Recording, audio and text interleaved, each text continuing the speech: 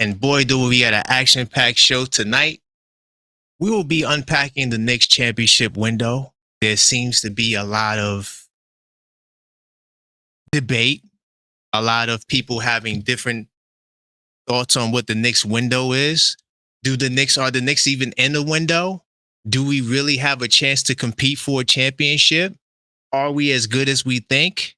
Did we make a mistake firing Coach Tibbs? All these questions we will address tonight on this show. So stay tuned. Make sure you get your popcorn, get a pen and paper, and we're getting ready to go in. I got a panel full of guys that's going to bring the energy and the fire tonight. So let's get this show started. Another one of these level-headed Knicks talk panels.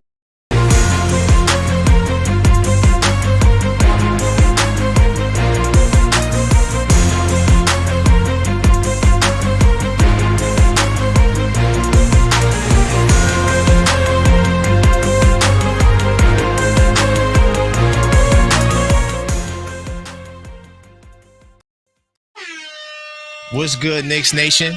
I am your host, Karan Pierre, the Objective Fan, and I'm straight out of Kings County, New York City's finest. And you know the vibes, y'all. And like I said, I got a panel of guys in the back waiting. I'm going to bring them up shortly. But before we begin, let me see if I get the chat on the screen. Say what's up to some people early in the building. HIM, the great Knicks Tape Madness Discord server channel member. I see you in the house. Knicks will be chance 25-26. I see you as well. Salute to Oliver. And definitely to everybody who's listening.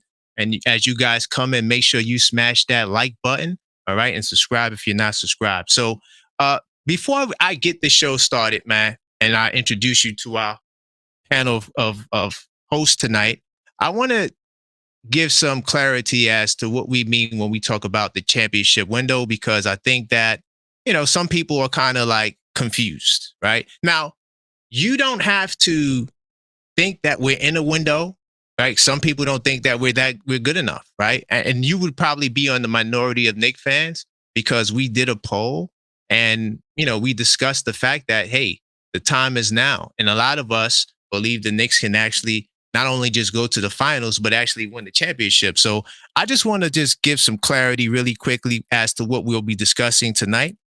So the championship window is a period of time when a team realistically has the talent, health, and circumstances to contend for a championship. That's it.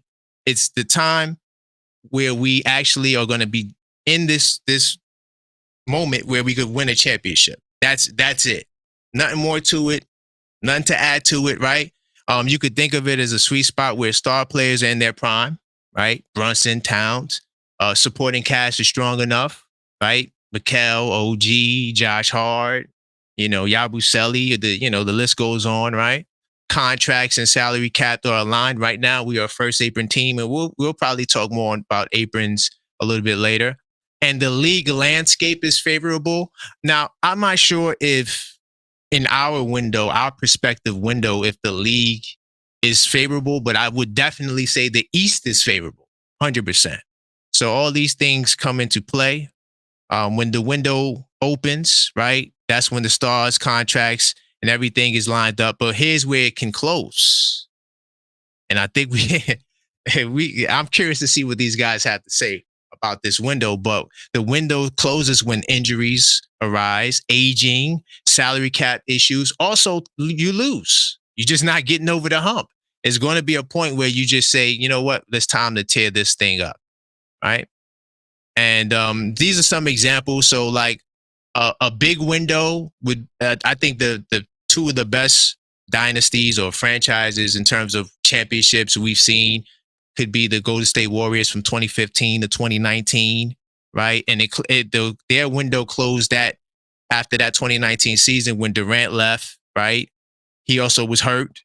But then they reopened in 2022. That's when they won their other championship. And that window kind of was like a short-lasting window because Klay Thompson and those guys were up out of here. So anytime the window closes, it's certain dynamics on the team change, right? Key elements, stars, coaching, all of that stuff matters. And the same thing with the Bulls. The Bulls probably have one of the biggest windows, even though I would argue that they had two windows from like 90 to 94 or 93 or 94, however you want to divide it up, because they still were formidable even when Jordan retired. And then when he came back from 96 to 98, that was the second window, right? And then the short windows would be that 2011 Mavericks team who had Jason Kidd and Tyson Chandler, a lot of those older guys. Who else was on that team? I think Jason Terry. Who else was on that team? They had a whole bunch of old dudes. Sean Marion, right?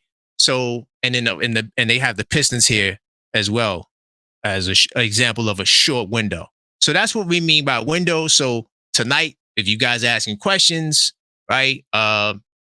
Hopefully this clears it up.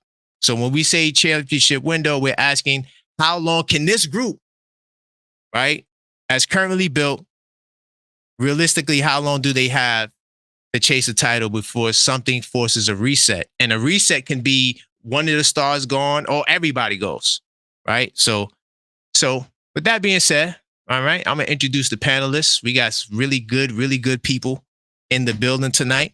So to start this thing up, I'm going to bring the first panelist to the stage. And my man Ron, still Knicks fans. How's it going, my brother? Hey, you know how it is. We here from Brooklyn University. No. Hey, man, Brooklyn, brother? Queens, the whole 5 boroughs, the whole tri-state, to the entire Knicks nation, man. It's a pleasure having you on the show. You always bring a great, breadth of information and knowledge to each show that you appear on. So we're happy to have you back. And let me bring on the next guest. So we got Fritz from the NBA Economy, man. Salute to you. Welcome to the show. Hey, salute. Really ready for this conversation. Yes, very, very ready for this conversation. I know he's going to bring the heat. I remember when I first interacted with Fritz on the call-up show, he would always call up and have these great takes. I'm like, who is this guy? This guy is very knowledgeable. So I'm definitely curious to see what he brings to the table. And then the last panelist, last but not least, my man, Mellow Mike in the house, man. Salute to you. How you feeling, everybody? brother? Salute to everybody in the panel and all the channel members out there. Man, definitely salute to the channel members, man. So as you guys seen, I did a little presentation of what a championship window is. I'm curious to know from you guys, and to the chat, you feel free to participate. We'll be looking into the chat from, every now and then. But what does the Knicks championship window look like to you? And I'm gonna start with Ron on this one. What does it look like to you? You can say the years. What does the championship window look like to you? Well, personally, I feel like the Knicks window is 1 plus. No, I'm just playing. I think.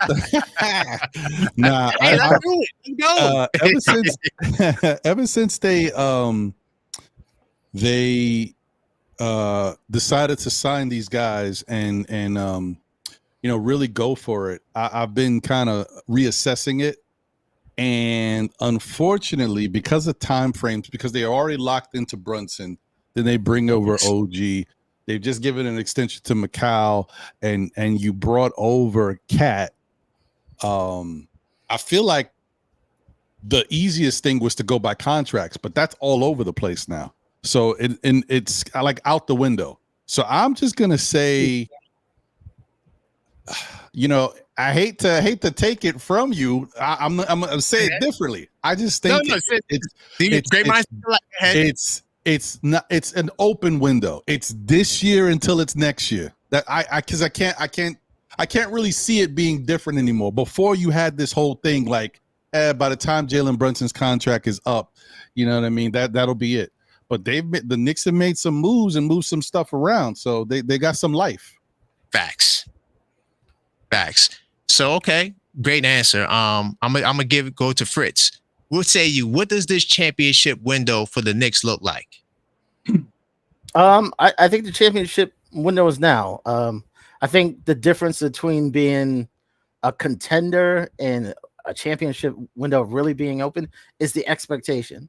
The expectation is that the Knicks are in the thick of it. There are teams like you go into the year, it's like, we could make some noise this year. The Knicks aren't, as a fan, you're not looking for the Knicks to make noise. we have a clear goal. Like we want to Yes. be at the end point. And anything less than that is a disappointment. And I think that's what a championship window. In the NBA, you can. A lot of teams want to be there, and they think they could buy their way there, but it takes a lot of circumstances to make sure that you are in that window. Great answer. I'm gonna chime in here, and then I'm gonna go to Mike. So a lot of guys, salute to the chat. I see all you guys popping in. Knicks will be champs. I see you in the house. To all the people that follow me or every show, you guys know my window is a 1+1+1. Some people would say it's a 3-year window. I don't think that you get to year 3 if certain benchmarks are made. So in order to get to +1, which will be next year with this same group, I think it's finals, maybe Eastern Conference final. And that's a huge maybe. Like Brunson would have to get hurt. Like it would have to be something where you really can convince themselves or even us that if this, didn't happen, which is just what's an unfortunate circumstance, like an injury or something like that. I don't know if you come back with this same core if you lose again this year. And I know that might sound crazy to some of you guys, right? Because you just got a new coach and some people think that's a built-in excuse. The truth is this. When Mike Brown said at the media day that expectations are high, no one has higher expectations than me, I truly believe that when they hired Mike Brown, one of the reasons why they hired him was because they can put the weight on him, right? And I don't think that if you get a Johnny Bryant, you could do that. I don't think that if you get some of these other guys that were out there, especially first-time coaches, I don't think that they would be built for that type of pressure. So you don't bring a guy like Mike Brown in if you just want to make it to the playoffs. And now we're just going to get to the second round and then build on that. Like I told Ron, I remember when Tibbs was first fired, and I said, all that building, that's over. I mean, like Fritz said, and I agree with Fritz, it's like a now kind of thing. So when I said the 1+1+1, it's kind of like a free throw. It's down the stretch. In college, I think they have it where it's a 1+1. In order to get that +1, you got to make that first free throw. So for us, it would be getting to that benchmark. And I'm going to turn it over to Mellow Mike. What say you, sir? I know you heard a lot.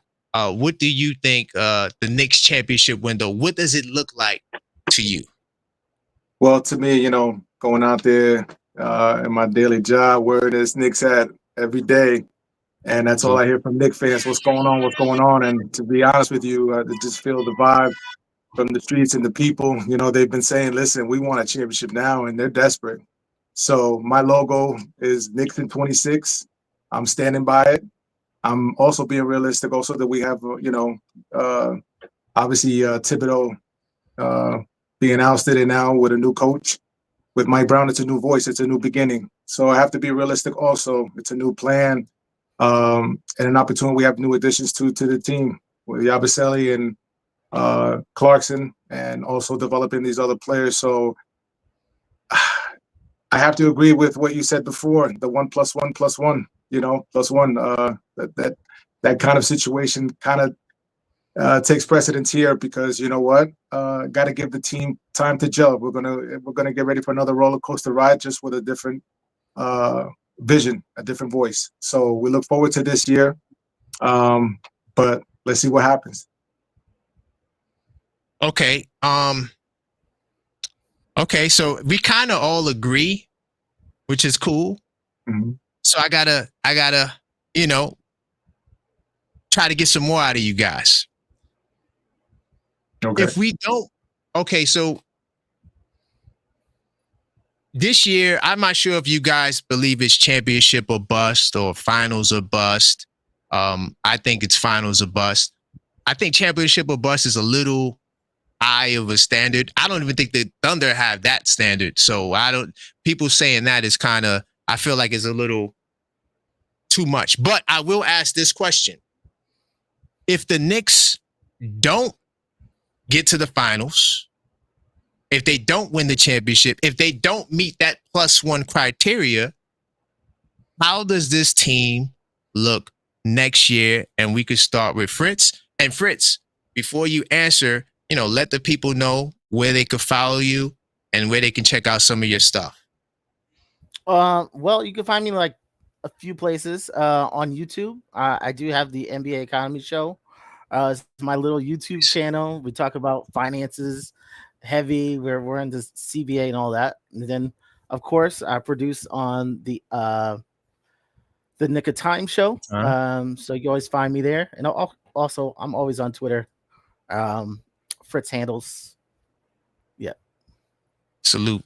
Okay. So yeah. So what happens next year? Now that we got the business stuff out, what happens next year if this team doesn't get to that championship or get to that finals or wherever we consider to be success? If they don't get there, what does this team look like next year? Yeah, I don't believe in I don't believe in championship or finals or bust. I think the Knicks have to be dominant this year. There were times last year it didn't look right. Like you was like, what are they doing? Like they could be doing better than this. Why? Those are the questions I need to solve. Like we can't go out there and don't look like we know what we're doing. If the team ends the year and we say this don't look right, changes will be made. If we get all the way down to the Eastern Conference Final and somebody was just playing better than us, I think they would make the improvements that they need to make. Okay. But if we don't look right, maybe bigger changes will be made. Yeah. And I'm gonna chime in on this first before I go to Mike, but I'm gonna say this: if we do not get to the, I think I truly, now I can see Eastern Conference Finals being in play too.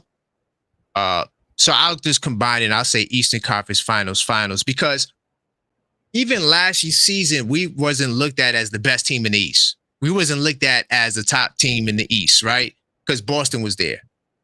Now that Boston is out of the way, and we're going to talk more about that later, the landscape of the East, but to me, there is no excuse outside of a Brunson injury, a Towns injury.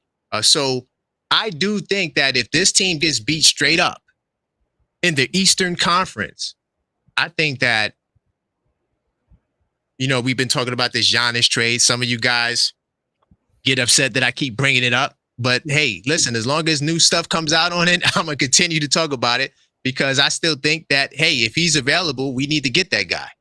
But I think that those things come into play more. I think they'll be possibly looking for like big major trade upgrades.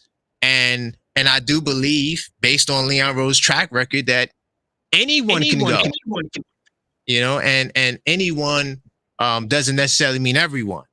And also, in terms of making changes, major changes, we'll have more draft picks at our disposal. We'll get another first round pick. I believe we'll have around approximately 4 picks that we can have to do in a trade. So I think that it'll be a major overhaul. Now, the major overhaul doesn't necessarily have to mean everyone goes either, but depending on how bad we lose, you've seen what happened to Boston.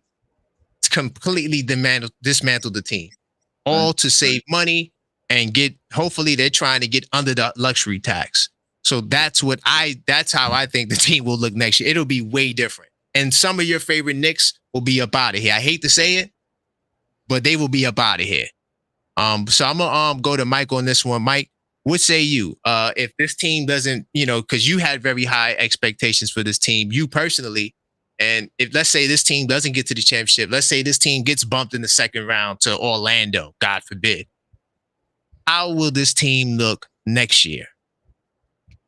Well, I'll be honest with you. To me, they definitely got to make it to the championship.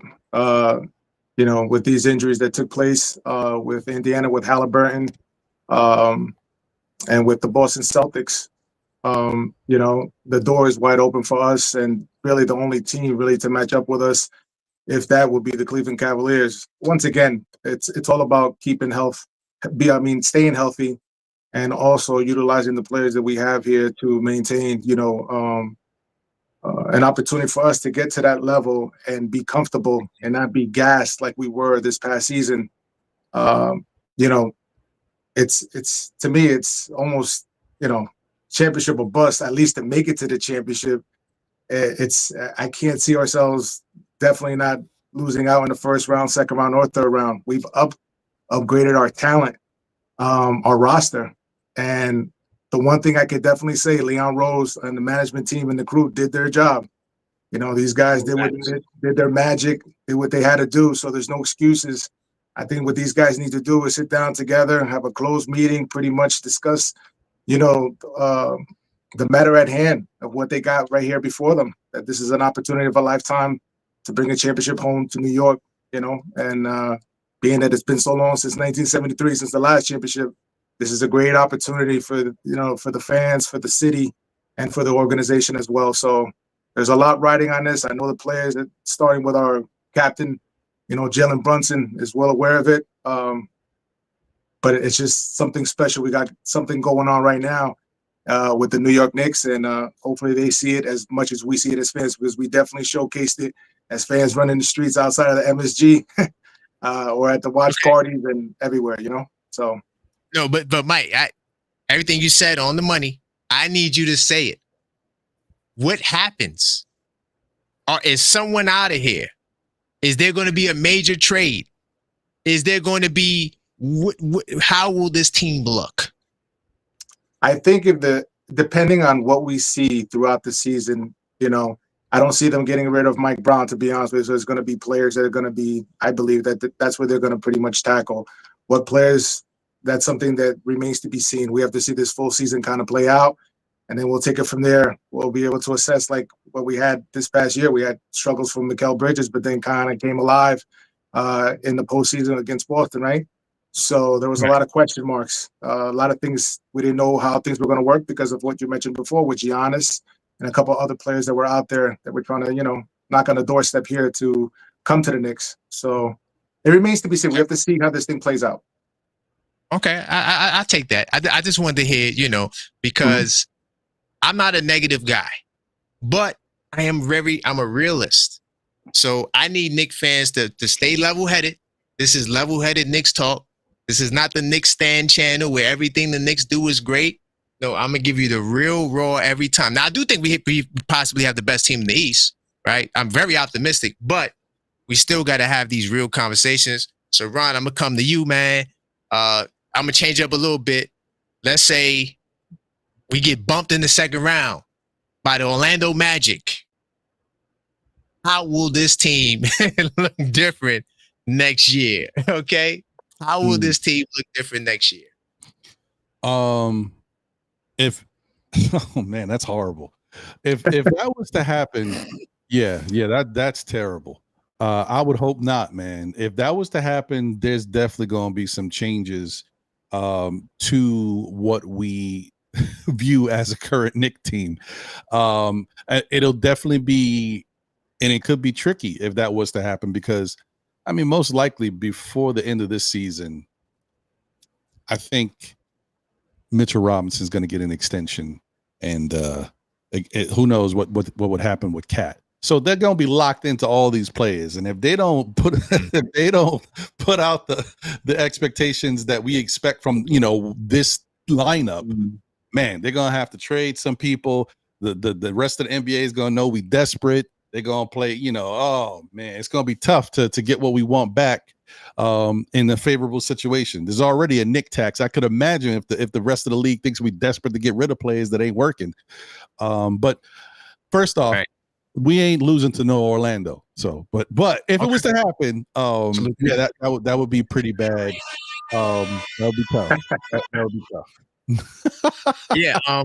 And for the record, because I know I'd be triggering Knicks fans, and because y'all so emotional, and you gotta sometimes like this pull back a little bit and not be so I gotta defend the Knicks. Listen, nobody's gonna defend the Knicks more than me. I listen, when they come to talk crazy about us, I go in on them. Y'all know I do the smoke of the week every week.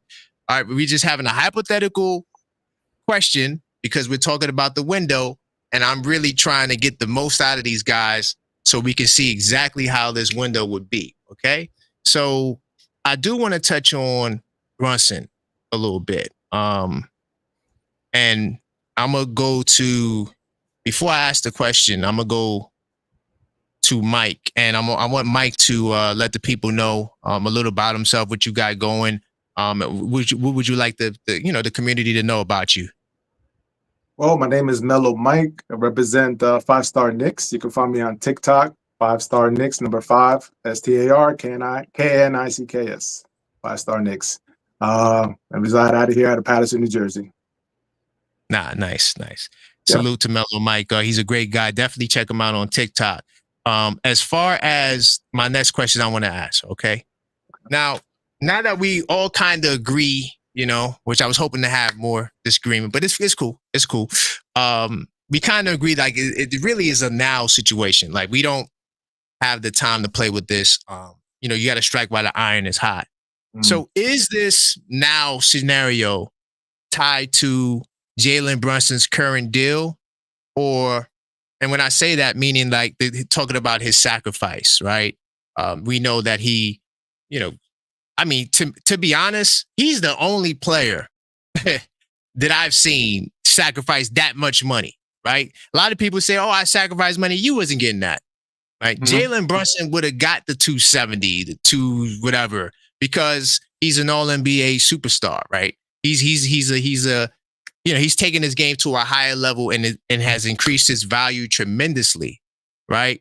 So we know that he signed the deal. We know that that sacrifice is really for this year to get us to keep us as a first apron team, to maintain the flexibility, right? But so is this now window tied to Jalen Brunson's deal, or is it more about the other guys that also signed contracts, OG Anunoby? Towns is another situation we're going to talk about in a second, but like, how would you say the contracts play a role in terms of this now window, right? Does it put more pressure on us, or what say you about the contracts and the players, their obligations over the next couple of years? How would you respond to that? I mean, kudos to Jalen Brunson, to be honest with you. Like you mentioned before, he was the only one to really take a pay cut, I think, in the NBA period. He took a big sacrifice, but I totally believe he saw the vision through Leon Rose. And you know what? And Leon Rose, we trust. So not just with the financial part, but his business decisions too, with bringing players outside. I don't really know how much that really plays, because that was a big sacrifice by Jalen. And to be honest with you, it seems like the other guys are, Leon is trying to work his magic to keep things under the second apron. There's a lot of behind the scenes stuff that we're not privy to. So there's a lot of things that's going on. So it's very hard to answer that one, to be honest with you. Okay. What Jalen did was one thing, and what the other players are negotiating is another. So everybody seems to want to get theirs, right? But Jalen really did it for the team to get this. He saw something once he came here to try to build something. And I think a lot has to do with his father, Tom Thibodeau. There's ties to New York to here as well. Jalen Brunson is a Jersey-born resident here in Jersey.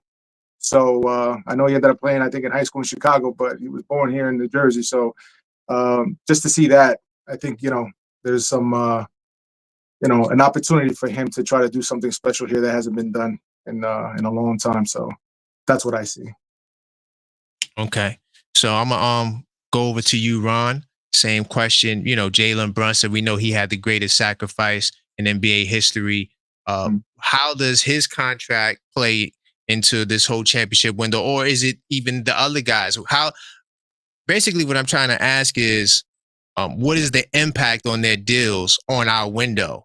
And is it something that, we should even, is it something that is important? I think so, but I'm curious to see how you would respond to that. Well, I think it unfortunately for us as fans, we're not going to look at it that way. But from the business side of it, obviously, the Leon Rose in the front office has showed that they have come into their own, right? All that hesitancy that I hated about them early on is gone. Like they put a plan in place, they're ready to make moves. It don't matter who you are on the team. I mean, even though Jalen Brunson is pretty much solidified here, when they feel there's a move that needs to be made, they're gonna make the move. And so with regards to Jalen Brunson, I do feel like if you are of the mindset that once his contract is up and he already took a huge pay cut, and there's no saying that he'll do that again, even even a smidget less than what he's owed. That definitely could impact the Knicks window, because I mean Jalen Brunson, at the time that we last looked at it, for all intents and purposes, they were saying that, by the time he's up for his next contract, he could be definitely over a $300 million man. So that's the type of money that definitely will impact what you do going forward as a team. It definitely is going to impact, them trying to avoid being in the second apron, because at that point, I don't think there's any turning back. So, and if you don't have the right, if you don't have the right product at that point, if this year is no indication of where they're going, if they don't make it to the NBA Finals, I think they're going to definitely reassess what they got going on, because the money is going to have to be owed. Jalen Brunson has worked for the money. He deserves the money. And if he continues to do what we expect him to do, he's definitely going to earn it. So yeah, I think you might be onto something there. By the time his next extension is up, the Knicks might have to make a tough decision, because we may not be where we think we need to be by that time. So Fritz, I'm coming to you, but I want to change the question a little bit. But you could also answer that question if you had the answer. But so to add to what they're saying, if Brunson signs his extension next summer, does that automatically extend the window? Not necessarily. Okay. When he took that sacrifice last year, he bought us a year or possibly two. But once the Knicks decide that going over the second apron is okay, like these contracts are going to get out of hand. Like it's second over the second apron isn't death. It's more like a straitjacket. And if you're comfortable with what you got and you're in the straitjacket, it doesn't mean much. But if you don't have what you want and you're in the straitjacket, that's a problem. So if they go through this year, it and it's not looking right, the recipe don't look right, they're gonna remix it. They're gonna make sure once they get in that straitjacket, they got what they want. Nah, facts. And I knew you was going to give a great answer. That's why I threw a curveball in there, because Fritz is really good, especially at contract stuff. I'm going to answer the same question Fritz just answered. I'm going to say, I don't see a world, and y'all going to get mad, but I don't see a world where Brunson signs an extension if this team doesn't get to the +1 phase. +1 phase is we get to the finals. All right, let's go all in. Let's retool, or let's add to what we have. But going into the, like Fritz just said, let's go into that second apron. Let's do it, right? I don't think if you don't get to +1, I don't think I see a world where this really blows up. Because it's going to get to a point where they're going to have to ask Brunson to sacrifice again. And if I'm Brunson, I would be like, you guys are out of your mind. I am the only superstar, all NBA team player that sacrificed. Everybody else gets paid. Nobody sacrificed. SGA, they won the championship. He ain't giving up no money. He getting all his money. Right? Luka just got his extension. No one is giving up any money. So this is like a real serious plateau we're at right now. A lot of you guys, may not be able to see it because, 50 wins and we have a great team. But the apron politics in basketball, to me, kind of ruined the whole let's build a dynasty. I'm not sure if teams are really focused on dynasties, because I'm gonna keep it real with you guys. If the Knicks can get to +1, I think OKC is not going to be the same next year, because they're dealing with the second apron blues too. And they got a lot of decisions to make. And I told you guys when Hartenstein first signed there, he's not getting that third year. 100%. It's not happening. And that's where we're at. So, gone are the days where you could just keep adding to your team and really going at it. Now, second apron is not just about money. It's like Fritz said, it's like you're shackled, and I think that if they don't get the +1, there's going to get to a point, because Brunson will pretty much be in the Town situation next year, where they'll say, oh, okay, we'll just delay the contract extension for another year. And then, so we already be into like 2+1s by that time. So if it doesn't work, if you don't see us growing, hey, there can be a world where it's just like, hey, man, this is not working. I hope it doesn't get to that point, but I'm just being realistic about all of this stuff. And, it's really great. Before I get to the next question, do any of you guys want to add to this, or, rebut? Actually, I wanted to tell you that we're in agreement here that if they don't get where they need to go this year, because the Knicks don't have a lot of time to, say, okay, we'll just, we'll give it another year. We'll figure it out next year. They can't really think that way. At this point, you got to know what you're dealing with. So I agree with you that changes will be made. I still think that if they don't get where they think they need to get this year, I think Cat goes before Brunson goes. Okay. I was going to get to Cat, man. You taking the thunder, man. I love it. No, great minds think alike. It's all good. It's all good. We still going to get there. Anybody else want to add? A good point, though, Ron. I do want to add, like, the league doesn't stand still. Like, there are teams in the East are definitely pointing in the right direction. Like, Orlando hasn't gotten together, but you look at that squad and it's like, oh, a year or two from now, they're gonna be crazy. You look at Atlanta right now, looks kind of a mess with all the wings and stuff, but the right mix at the right time, you never know. So, like, the Knicks aren't just, it's just between us and another team. If we don't get it this year, we're gonna get it next year. No, you could turn around and there's 3 teams staring at you next year like you don't want to play. So you have to, like, not only plan to, I'm gonna be this good next year, I gotta be better because these guys are gonna be better. These guys are coming. Detroit. I mean, come on. I mean, you're right. What about you, Mellow Mike? You want to add? All I want to say is that there's a lot riding on this year, and we got to make a lot of things happen. So we got to make a big impact right from the start and throughout the season, and come together. We got to make it, we all got to come together and strive for that goal and make the sacrifices that we need to make to get to where we need to be. There's so much on the line with all this. And to be honest with you, the salary cap and all that is a whole nother discussion. So it'd be good to talk to you guys about that as well, because that's another, thing of the business side of it, aside from the players on the court, right? Plays a big role in a lot of the decision making. So, yeah, it's a big thing. Well, you got 2 of the best guys when it comes to salary cap, me and Fritz on here. So we definitely going to touch more on salary cap, because it's definitely all tied into this stuff. But definitely, as you guys are watching the show, hit that like button, subscribe if you're not subscribed. And if you are a subscriber, consider joining the channel. I want to salute to some of my people in the chat.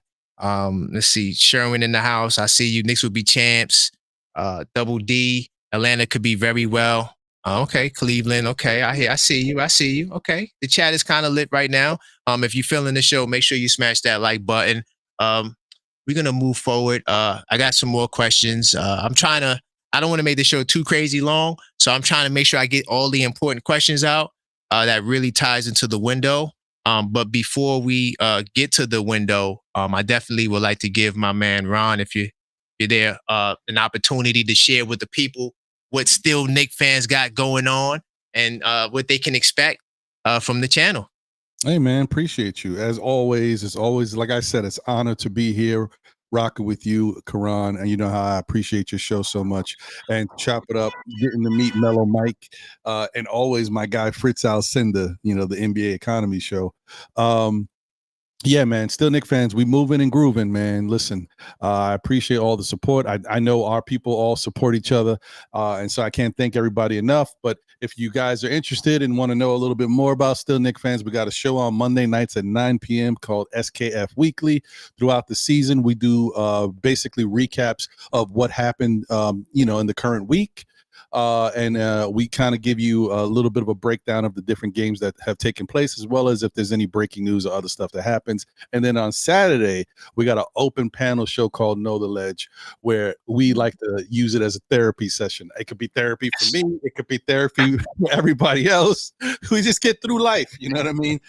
So it's pretty cool and definitely enjoy it. And also we got a new segment called State of the Game, where I might be talking about the Giants, the Mets, the Knicks, and some other different things that we don't tend to talk about normally on the shows, when we can get into some serious issues about life, players, real life stuff. So tune in, man. We got some good stuff. Appreciate y'all. And if I could add to Ron, when he says, jumping off the ledge and, all of that good stuff, he should also add from the call-up show on Friday night. Yeah, I get those people that come off the call-up show the next day. I'm extra therapy. For sure, 100%, man. And by the way, the State of the Game is amazing. Those shows are fire. I remember my favorite episode was when you interviewed, I think, the Giants guy. That might have been the first one you did. I was like, man, I got to step my game up, man. These guys out here killing it, man. That was fire. Anthony Rivaldo from Fireside Knicks. He's incredible, man. Yes. If you guys ever want to, if you're into the New York Giants and want to know, he'll keep you right with all the information. They go to camps. Mm-hmm. They get everything you need, man. So definitely check them out as well. Appreciate you mentioning that. Of course. That's what I'm here for, man. I'm the host with the most, and we're going to keep the show rolling. So I do want to, I'm supposed to start with me this go round, but I wanted Ron to get his shout out before we continue. So I am going to start with me, and then I'm going to keep the order going. But the question I want to ask is, the Knicks are flirting with the second apron because Mike kind of hinted towards it. Fritz kind of hinted towards it, right? I'm curious to know how you guys feel about this. Maybe I should go last because I don't want to influence the panel. Yeah, I think I'm gonna let Ron go first on this one. How does the CBA second aprons, the limits, how does that affect, or how will that affect this Knicks window? Right, we know what we're facing. I'm curious to see what you would say to that. Well, unlike other teams in the NBA, I think it really impacts the Knicks. I've said this before. I wish things were different. I mean, of course, if they were different for us, they'd be different for others too. So you don't know what it would look like. But I can't believe we finally get a basketball team that looks competent. They look like they have some real skill. They got very talented players. And now we got to deal with salary restrictions. Now it happens to our run. But, yes. It is what it is. This is life. Couldn't have happened to LeBron back in the Miami days, right? But whatever. Anyway, so it's definitely tough because for us as being fans of the Knicks, we see it, right? I don't care what the outsiders think, but we see the team. And as good as we think the team is, we also know that it's not a perfect product. Not that anything is, but we know that there's some holes there with this team. So us knowing it means they know it. And so knowing that you are up against that second apron and how it affects, your ability to sign anybody, like Fritz was saying, it's like the kiss of death. Once you get in there, it's tough to do anything. And we've kind of seen, if you guys wanted to know kind of what it looks like to be in a situation like that, we saw the preview of it this year. This offseason, the Knicks have been handicapped. No money, really. Limited contracts, little rookie deals, little veteran deals, and we're watching other players get signed and go other places that might have wanted to be with the Knicks. Yes, it's about playing time, but it's also about the money. And so we don't have a lot of that. And then you get into the second apron and you almost got nothing. So I definitely think that's why I keep saying the Knicks need to know what they're going to do and how it looks. You have to have a plan in place now. It's not about, well, I say, let's see how it plays out. But if I was part of the organization, no, I already got my plan in place. Listen, we make it. We win. Okay, we'll just add another piece. Boom, we'll go into the second apron because we got the squad. We don't make it. This is what we're doing right now. Who do you think we need? Well, I'm already talking. The plan is in place. By the time we start this season, we already got the backup plan. And that's what the Knicks need to do. Because if we don't get where we need, God forbid we get upset, or even worse, knock on wood, have another one of those injury type seasons. Ooh. What are we gonna do? That's the kiss of death too. So that's another question, Ron. Oh, my bad. No. I wasn't going to ask it, but that is actually another question. If you're done, I'm gonna go to Mike first. I'm gonna break the order a bit. I'm gonna go to Mike, but I'm gonna change the question. So, Mike, there's a lot of restrictions that come with the second apron. You know, the first round draft picks freeze. A lot more restriction on trades that you can do. Just a lot. It's more than just money, right? And then you add another $250+ million in penalties, right? Oof. It just makes it a very nasty situation, especially if your team is not performing well. But I'm gonna flip it a little bit, especially to keep some of these guys in the chat happy. If the Knicks win the championship, right, or go to the finals, but realistically, I'm saying the Knicks win the championship. Does that give the Knicks the green light? I know you may not be as, abreast to the politics with the aprons, but from your perspective, would you say the Knicks should just go into the second apron? We won the championship. What say you on that? I say, hell yeah. If it gets us a championship, absolutely. Absolutely. I knew you were going to say that. Absolutely. Okay. Yeah. No, I'm saying after we win it, no, because we're not in it right now, right? We're in the first apron. But if we win next season, do we just say, yo, we're going to bring everybody back? Let's go into it. Yeah, that's the question. I believe so. Okay. I believe so. Absolutely. You want us to jump into it, right? Screw the limitations. You're like, man, let's just keep the run going. Yeah, absolutely. I think this is an opportunity. If we're hot, keep the streak going. And, you just never know, because this is an opportunity of a lifetime. Like we were just talking about before, this whole thing is set up so differently, and we're being so careful to stay under that second apron right now. And I believe the organization led by Leon Rose is doing a phenomenal job, right, with his team. But at the same token, if we do win it, I mean, I can't see why not. Definitely, this is the opportunity of a lifetime to do it. So yeah, absolutely. Yeah, that's fire. Okay, I'm riding with you. Okay. So Fritz, I'm gonna go back to the original question, because this guy, he's the salary cap guy. So I'm curious to know what he would say about, he knows we're flirting with the second apron, and so how does this CBA apron limits? How does that impact our window? I'm looking at next year as we're going over the second apron. I'm looking at it that way. I think there's a possibility they can go under. That's where the hard decisions. Yes. Very hard. But if for the most part, everybody come back, we're going over. Like, there's no ifs and or about it. I think people think about the money too much. They think of, Dolan will pay whatever. Dolan was paying ridiculous money when we were has been players. He was playing it. He was paying then. Like he doesn't care about the money. It's about how the NBA will allow us to move. It's purely about that. But I think if the Knicks won, the main players would be back. I think they would be forced to make some changes, but for the most part, everyone would be back. Right. And to add to what you're saying real quickly, like changes are made every year. I'm not talking about you get another center or you go, you know what I'm saying? I'm talking about the core four guys. One of those guys up out of here. That's really what I'm leaning to. I'm not talking about like a Deuce McBride. He's out of here. Those guys are replaceable. But to answer the question, I'm gonna try to answer both questions, but I'm gonna put it in one answer, right? I think that the apron definitely, I would say, greatly impacts the Knicks. And the only reason why I'm saying that is not because it's like, I agree with Fritz. It has nothing to do with the money. The money is nothing. Like if they had to spend $500 million in taxes, it's a lot of money, but to win multiple championships in New York, the amount of money that's going to generate, I can't remember the numbers.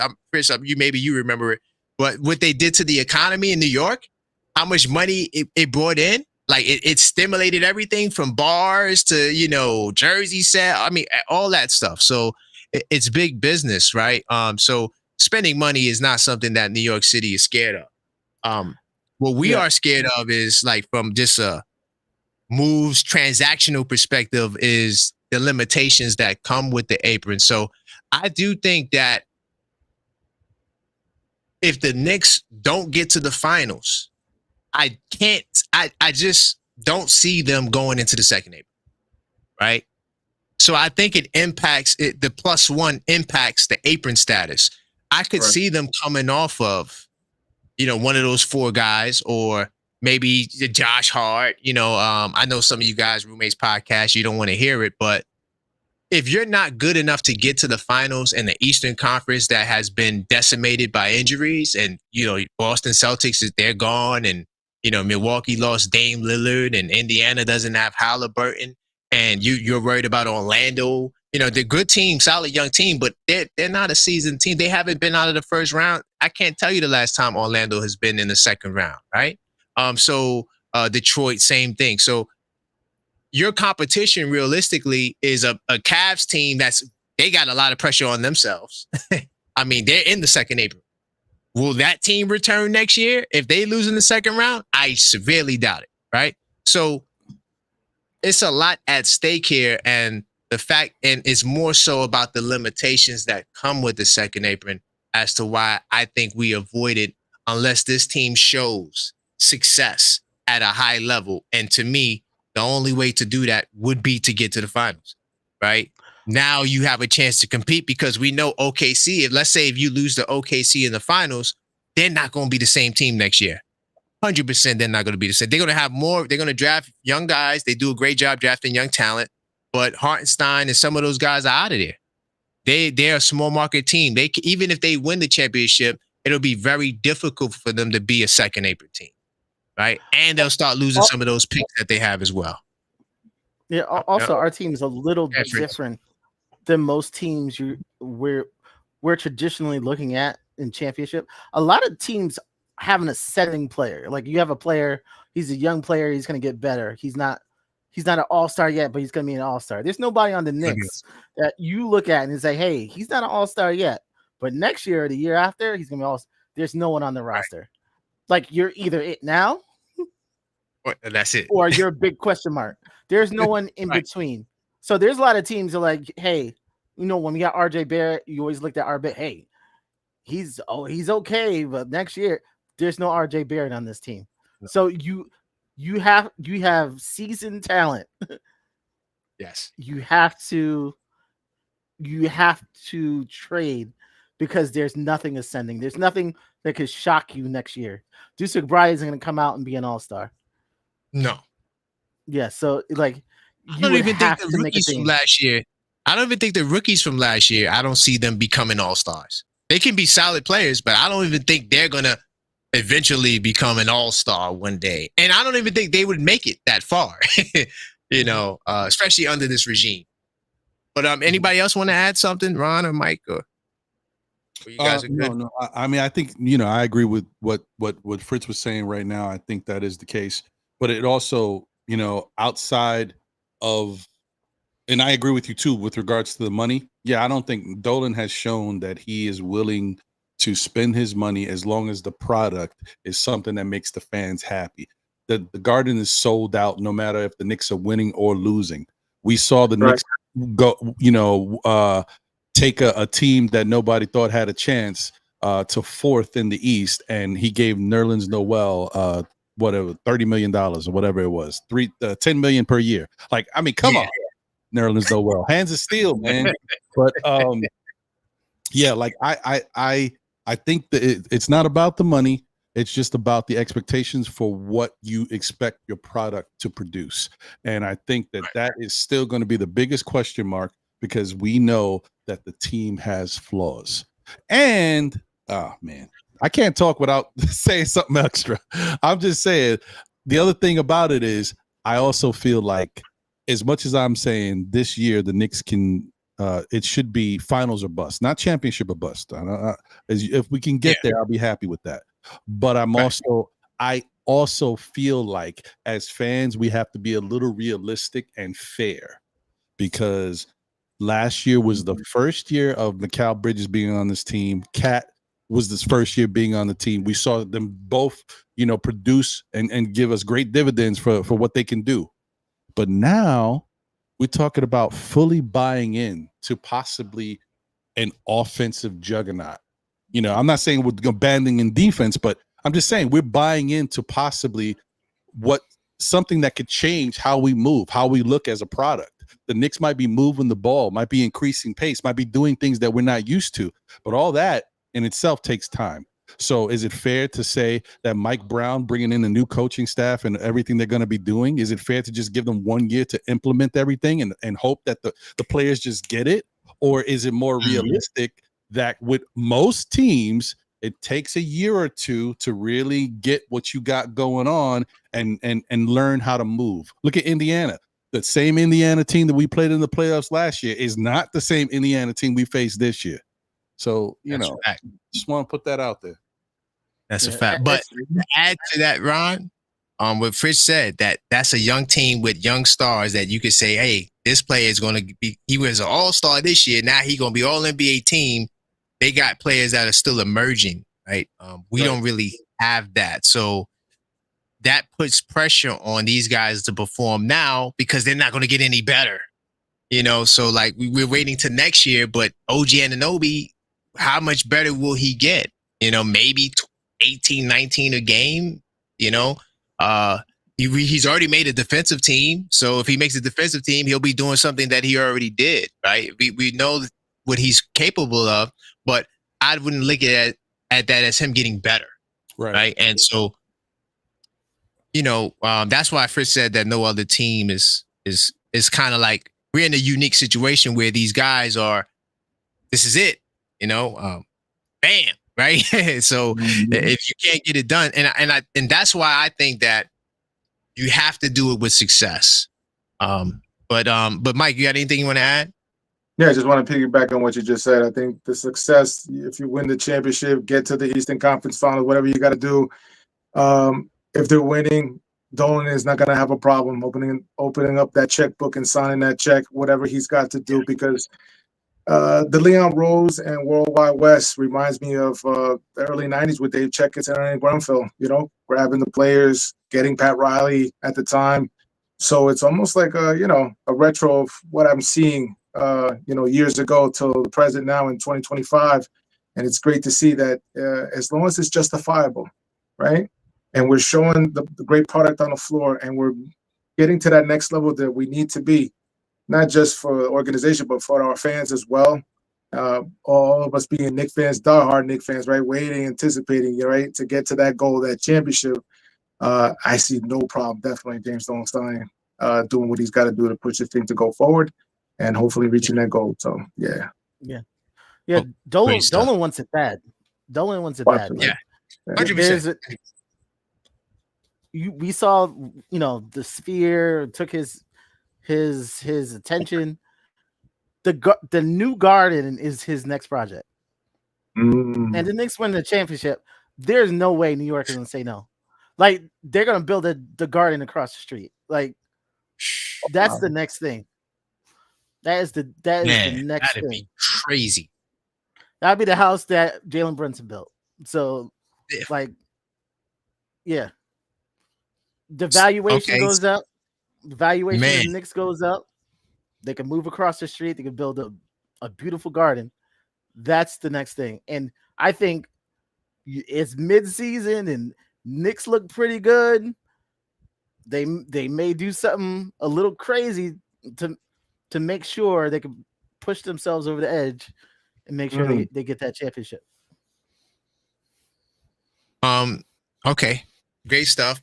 Salute to the chat, everybody. I see Randall going in there. The only thing I don't like about this platform, I can't see the gamification, because I normally give a salute to whoever's number 1, 2, 3, 4, 5. At least I don't see how to do it. But salute to everybody that's going in right now. All my top 5 gamification people. I got, man, there's so many angles I can go in. But I don't want to keep these guys all night. I do got a couple of more questions. All right, let's say the Knicks are rolling, right? Let's Wait. say the Knicks are. Hold that thought, Yes. Karan. Hold that thought. What's I up? don't want you to lose your train of thought. I'll do it for you real quick since I pulled it up. Shout out to Dwayne Dennis, who's number 1 on the gamifications. Coach Sires, number 2. I can't read the whole name though. It's Knicks. Knicks Apocalypse. Knicks Apocalypse. Okay, all right. Is number 3. We got Prezi the Boss number 4, and BS 10258 is number 5. Holla at your boys. Salute to BS 210. I can't remember the last 3 digits, but that's my man. He's a channel member. Salute to him. Salute to all of the guys in the top 5 gamification. I do appreciate the engagement. The engagement lets YouTube know that this show is popping, and they'll get other people up in the building. So, I was going to ask about. Okay. I hope you got it. I don't want to mess you up. No. I got the question. It's just the angle I want to go in. I'm kind of like trying to architect the show in a way where it flows a certain way. But so let's say we rolling. We're on pace to win 60 games, and God forbid one of our top players goes down. That leads to us first round, second round exit. How does that impact the window? Will we come back with the same group and say, man, when we was healthy, we had it. Yo, we got to come back. We're going into the second apron, and we coming back with the same group. What say you? Who I want to go to on this one? Went to Ron. I'm gonna go with Mike. What say you on this one? We're rolling, and then bam, I'm not gonna put a name to it because I don't want this to happen in real life, but it does impact the window. I'm curious to know, what happens then? What happens if you were Leon Rose? What would you do? To be honest, my personal opinion, there's no excuses. The Knicks have the depth to do so. Got a lot of guys on this team, man. So at every position, there's a backup. Last year was a different story. This year is a new chapter in Knicks history. So if things go as they're supposed to go, and I'm looking at the lineups, right? Backup, the only thing that's questionable to me is the backup for Jalen Brunson. And I wish that last year they would have played Tyler Kolek to get him a little bit more of, into the system with the Knicks. Unfortunately, he was stunted by the coaching of Coach Tibbs with the limited rotation that he had. So that stopped the momentum of the progression of these players like Dadier, a little bit of Akporti and Tyler Kolek, with the exception of Kevin McCullough, because Kevin McCullough was still coming back from the injury. That took him almost a year, right? Almost 9 months or so to come back. And then he made his debut at Westchester. Then came to the Knicks and showcased a little bit. So to me, there's no excuses. Got to do it, guys. That's the way I'm looking at it. Okay. So, yeah. Okay. So, Ron, what say you? What changes are these changes going to come, or do we stay the same and say, man, we killed it, man. If this player was here, am I putting a name to it? What do you think happens? How does that impact the window? It's tough because without putting names to it, depending on who it is, it could definitely mess this team up. I'm gonna put a name to it. Captain. God forbid, Captain. I knew you were gonna say that, because if it's Captain, if it's Captain, then we got a problem. Just quite, there's no way around it.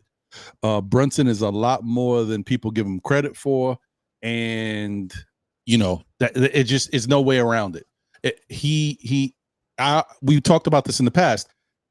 His production is not all tied to his production. It's also tied to the fear of what he can do. Same with Cat. What Jalen Brunson and Karl Anthony Towns do for the Knicks team is immeasurable. So their impact is greatly needed. And in some instances, I would say Brunson more than Cat, just because Brunson's a guard and his maneuverability is better. And so, Cat is a little bit limited being a center or power forward, whatever you want to call him. So yeah, no, that would be terrible. And depending on how bad of an injury it would be, would throw the Knicks world up in, forget about it. It's be flames everywhere. However, that being said, if the Knicks can buy into whatever Mike Brown's system is going forward, you might put yourself in a situation where you go back to Tibbs's next man up. Say, it works. If they're in a proper system, they might be able to move on one accord and move like a unit, like we've seen with other teams in the past, where, like, for example, Memphis, at some points we were looking at Memphis, like when Ja Morant was out, like, man, Memphis plays better without Ja. Like, so depending on how good your system is and how everybody buys into it, to Mike's point, you know what I mean? It's next man up. There's no excuses.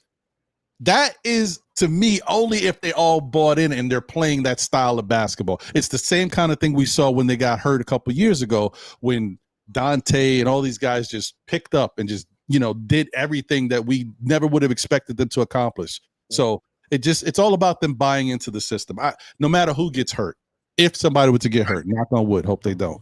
But if that was to happen, it's how this team starts to play. Because I don't want to elaborate too much, but the bottom line is, if the Knicks don't buy into Coach Brown's system, we in trouble.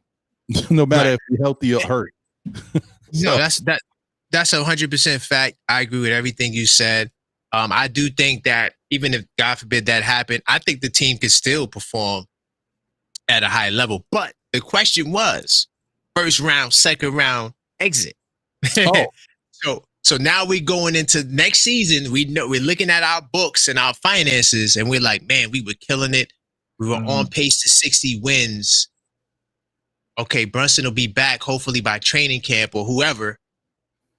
Let's go to the second. Are we doing that? No. Just to answer that question, I would say if we're talking about one key injury, that's one thing. But if we're talking about multiple, that's another. But if we're just talking about one key injury, I think I don't think you stop the trajectory of what the team can do. I mean, with the first round exit. With the first round exit. Oh, with the first round exit. That's what I'm saying. With the first round exit. Oh, not that we still go to the finals. That's different. I'm saying with the first. That's what makes the question the question. Because no. If we had a key injury, no matter who it is, and it's a first round exit, no, the Knicks got to blow it up, because it shows that you're not a good. Excuse me. You can't be a championship team if you can't deal with adversity. Every championship team has got to learn how to win without their best player here and there. Maybe not all the games. You got to learn how to win without Brunson. You got to learn how to win without Cat at times, and you also, if you're dealing with injuries, you have to be good to win a championship. That team has to be good no matter what. You got to be able to continue to win games. You cannot be getting kicked out in the first round. No. That's a slap in the face. We can't pull a Cleveland. No. Well, hey, with Cleveland, it was multiple injuries. Yeah. So that's the thing. I give him a little grace, because it started off with a 1 or 2, and then it was like 3, 4, 5. I was like, oh, okay. I still don't think they're that good, but that's okay. I'm sorry. That's another story. Let's move on. Yeah, Chris. I know you died to get. I'm gonna let you get it again. What say you? First round exit. No. So that's why they put a player to it, because even if I say a key player with the first round, second round exit, that kind of like, oh man, first round, second round exit, don't matter who gets hurt, that's pretty bad. But go ahead. No, you have to do what's best for the team. Like, I think in that case, I don't think anybody would be safe. They would come back next year. How can I improve the team? If that's Giannis, that's Giannis. If it's someone else, that's someone else. But if it was the captain, the next year, I'm sure they would come in with insurance. Like if captain goes down again, there's somebody who could pick up. Like we took a lot of risk last year, like unnecessary risk last year. It could have been a disaster very easily. But 100%. yeah, if something like that happened, they would come in the next year. Somebody who would be probably too good to be a backup would be the backup. Man, so I'm gonna chime in. So to salute to all the channel members in the house, man. You guys know I did the video talking about Boston, destroy your enemies totally, 48 laws of power, right? And it was very important for the Knicks to do what they did to Boston, because I talked about everything that you see now. I talked about in that video. They blowing it up. They're not coming back with the same team. But that fate can be your own. That fate can be your own. If you get bumped in the first or second round by Orlando or Detroit, or God forbid it be Atlanta, I'm telling you, I don't see the world, regardless if there's an injury or not, I don't see the world where Leon Rose says, you know what, I'm going to bring it back. Because first off, Leon Rose breaks it up every year. We haven't had the same team every year since Leon Rose has been here. So it's nothing for him to pull the trigger. No matter who it is, that brother, if one thing Leon Rose showed you, he's going to come back with a different starting five. You better believe it, 100%. Okay? Even this year, the jury's still out on that, right? It's quiet right now. It's like the calm before the storm, but don't be surprised if you see another move or something, and now the lineup is different than what you thought it would be. I wouldn't be surprised. So I think that, to bring it to what Mellow Mike said, there's no excuse. You got to get it done. No matter who's there, who's not. This is a high stakes game right now. You got Boston out of there, Indiana. They're not going to be the same level of team. These guys are young guys. If you can't beat these guys, maybe you're just not good enough. And I think that's what it's going to come down to. We got to make a tweak because it's just not working.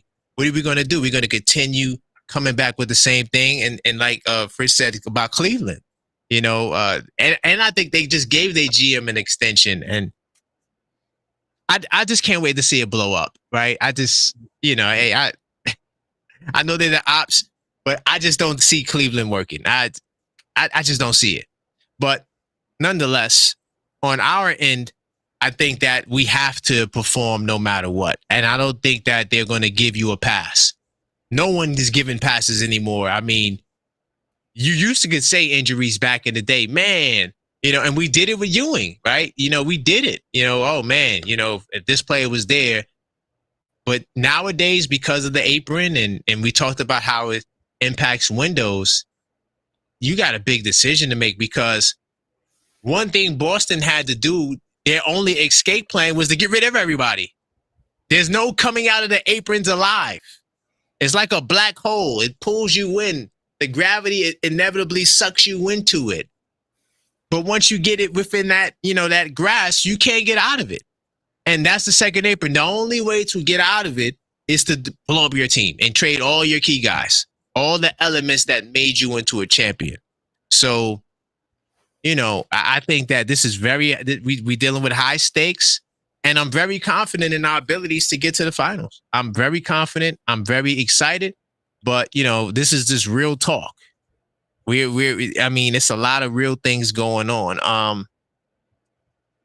We mentioned Dolan, right? So he was on the Roommates podcast, and he was talking about how this team is going to be together for a while.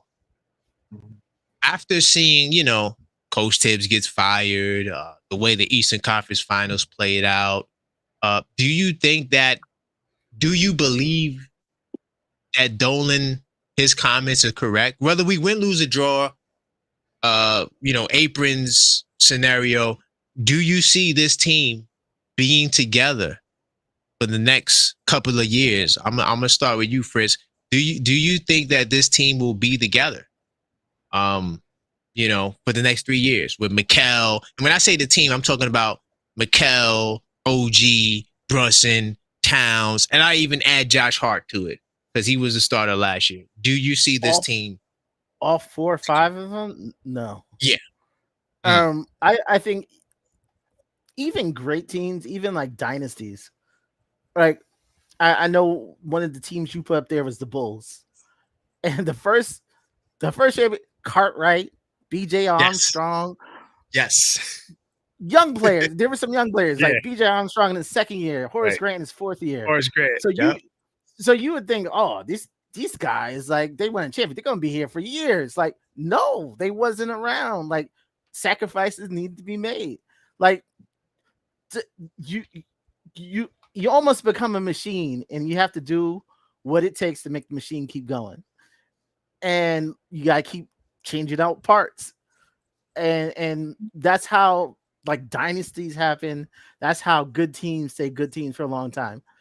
You might have 1 or 2 players who continue. You'll see a pattern with 1 or 2 players, but the whole machine changes over time. So we might have 1 or 2 players who Dolan sees as being part of the machine the next 4 or 5 years, but it isn't 4 or 5 of them. It isn't 4 or 5 of them. No. Facts. What say you? Who's after Chris? Oh, I'm after. I'm gonna go. Let me go. I'll go second. So I'm gonna say no. I also agree. I don't think this team, like Fritz said, he hit it on the nail. Based on the way politics are and how it's always been, teams have always had to let go starters and things of that nature. I take it a step further. I think that this starting lineup, as good as it was, had a lot of glaring weaknesses that I think that with certain roster shifts, I think you can fix it. Like Mikal Bridges to me is not a 2-guard, and I think that it will get to a point, especially if we're not successful, where you're like, man, OG and Mikal are kind of the same position out there. Maybe if I move one of those guys, I can go get a real 2-guard or a real power forward, right? If you don't believe in Yabusele, maybe Yabusele's the guy who, by the way, he balled out. Salute to the people that watch the podcast. I was telling y'all about Yabusele, how his shot came along in that game they lost, but in that next game against Poland, boy, he was, on fire. I was like, damn, he got game for real, man. Like he can score. I couldn't believe it. I knew he was talented, but shooting like that, and that was a real game because that was definitely like an elimination level game, and Poland was undefeated in the group. So the big deal. I don't mean to segue too much, but the point that I'm trying to say is that if Leon Rose and those guys are as great as they are, there's some kind of rough edges with this core. Right. And I'm thinking maybe that roommate podcast might get broken up. Maybe somebody on that podcast, not named Brunson, maybe there's a world where he gets up out of here. So I think Dolan, it felt good, in the moment and it's a podcast and we're having good, fun conversation. But I don't think I think he meant it, but I don't think that it's a realistic standard to have. Because win, lose, or draw, tweaks are going to be made. You can improve your team. Look at what Denver did. Denver might that move for MPJ might be the move that gets them back to the finals. Getting Cam Johnson. So you're always going to be looking to make those tweaks, and I do think that this lineup, as good as it is, can be improved, right? And so I'm gonna move on to Mike. What's your take on it? James Dolan, the Dolan Foundation, he said that he believed this team would be together for a while. He doesn't see any more moves, right? So what say you? Major moves. What say you? Do you agree with Dolan? Will this team be the same? And when I say this team, I'm not talking about the bench. I'm not talking about Mitchell Robinson. Sorry, the Mitchell Robinson hive. I'm not talking about him. He can be up out of here. I'm not talking about him. I'm talking about basically the starting 5 that we had last year. What say you? Yeah, I disagree. I mean, things. I mean, it sounds good and all, but I truly believe that if the team is going a different direction and there's a shakeup that's going to be taken, it's going to be had, and that definitely will be taking place behind closed doors, and they reevaluate the situation. And I'm sure if they have to make the moves, they're going to make the moves to do what's best for the New York Knicks, right? And moving forward and getting this team where it needs to be at. So for me, it's a very simple reply on that one. I think it's definitely a shakeup, regardless of what Dolan says. It sounds good, and I think that would be the right answer at the moment. And realistically, if something were to happen like that first round exit, like you just mentioned before, definitely shakeups could happen real quick and real fast. Absolutely. All right, Ron. Go ahead. Give you a crack at it, Ron. What say you, good sir? Yeah. I think Dolan is just trying to say that he is behind the front office and what they are trying to do and the decisions they are currently making. And I think that's honestly, I don't know how I got here, but I think a lot of Knick fans over time, I think at this point we all got to look at it differently. But I think Dolan's gotten a certain type of rap, and I will say he's always been very headstrong.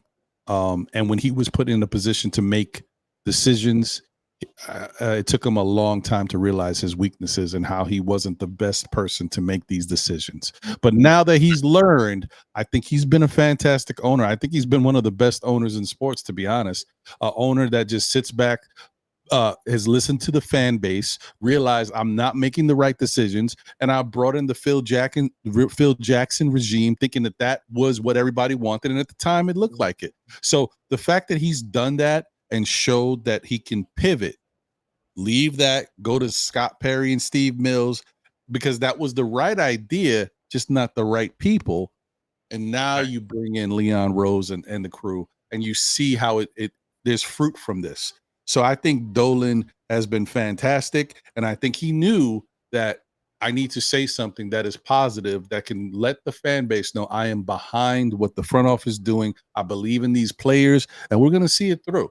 That's the type of thing you want to hear from your owner, even if it may not be true, because the bottom line is the Knicks are one of the storied franchises in basketball lore and all of sports.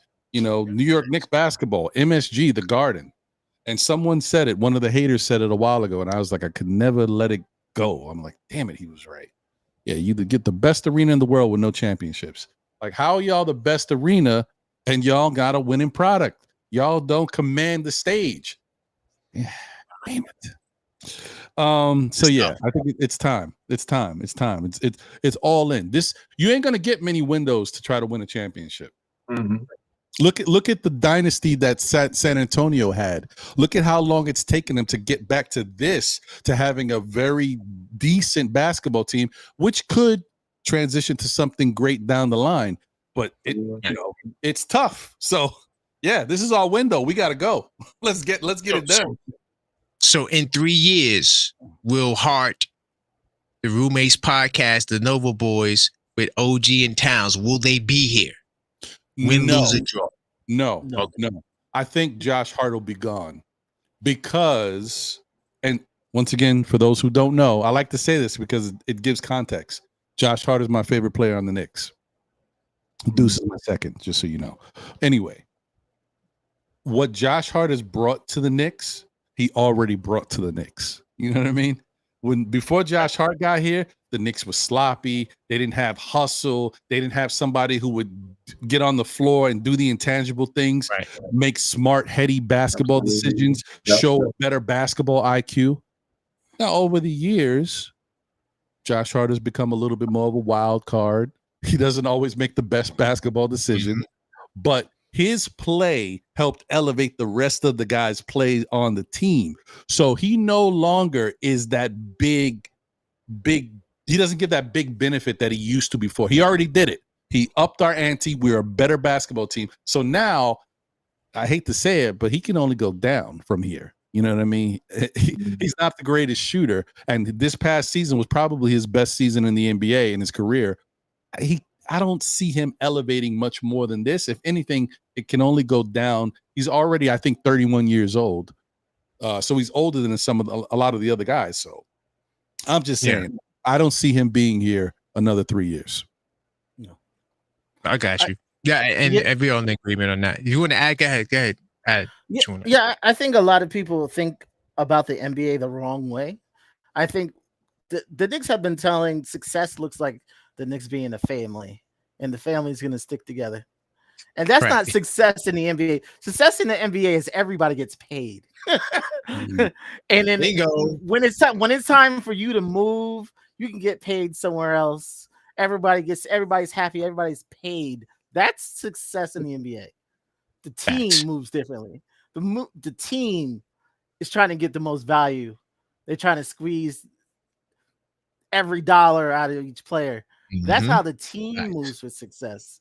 So he could say, hey, I love these players. I want success. Success could be you getting paid on a different team. Mm. But success of the team is the unit moves together. Like the unit works together, and it can't work with everybody getting paid. Right. There you go. And if I could add to that what you were saying, and I want to also touch on something earlier. When Dolan was talking about that window, I think a lot of people may not realize it because now Mike Brown's here, but that technically started last year. So it would technically be 2 more years within that Dolan window. And I think there's going to be a change. So even if you started it from last season, I don't see the world where they're all there, because I just think that unless they win 2 championships, like this year, next year, I can't see it. It just, the weaknesses are there. And I think that they're going to have to, possibly move one of those guys to get somebody that can, fill into that gap. And there was something else I want to say, but I'm going to keep the show. I'm going to keep the show moving because I got some really good questions, and I know I can't ask all of them, but I do want to get to some of these things. So here's a good question.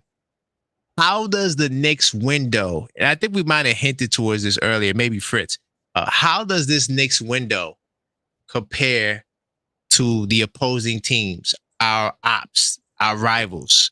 Whether it be the Orlando Magic, Cleveland Cavaliers, Detroit Pistons is coming. Those teams are all younger than us, even the Atlanta Hawks.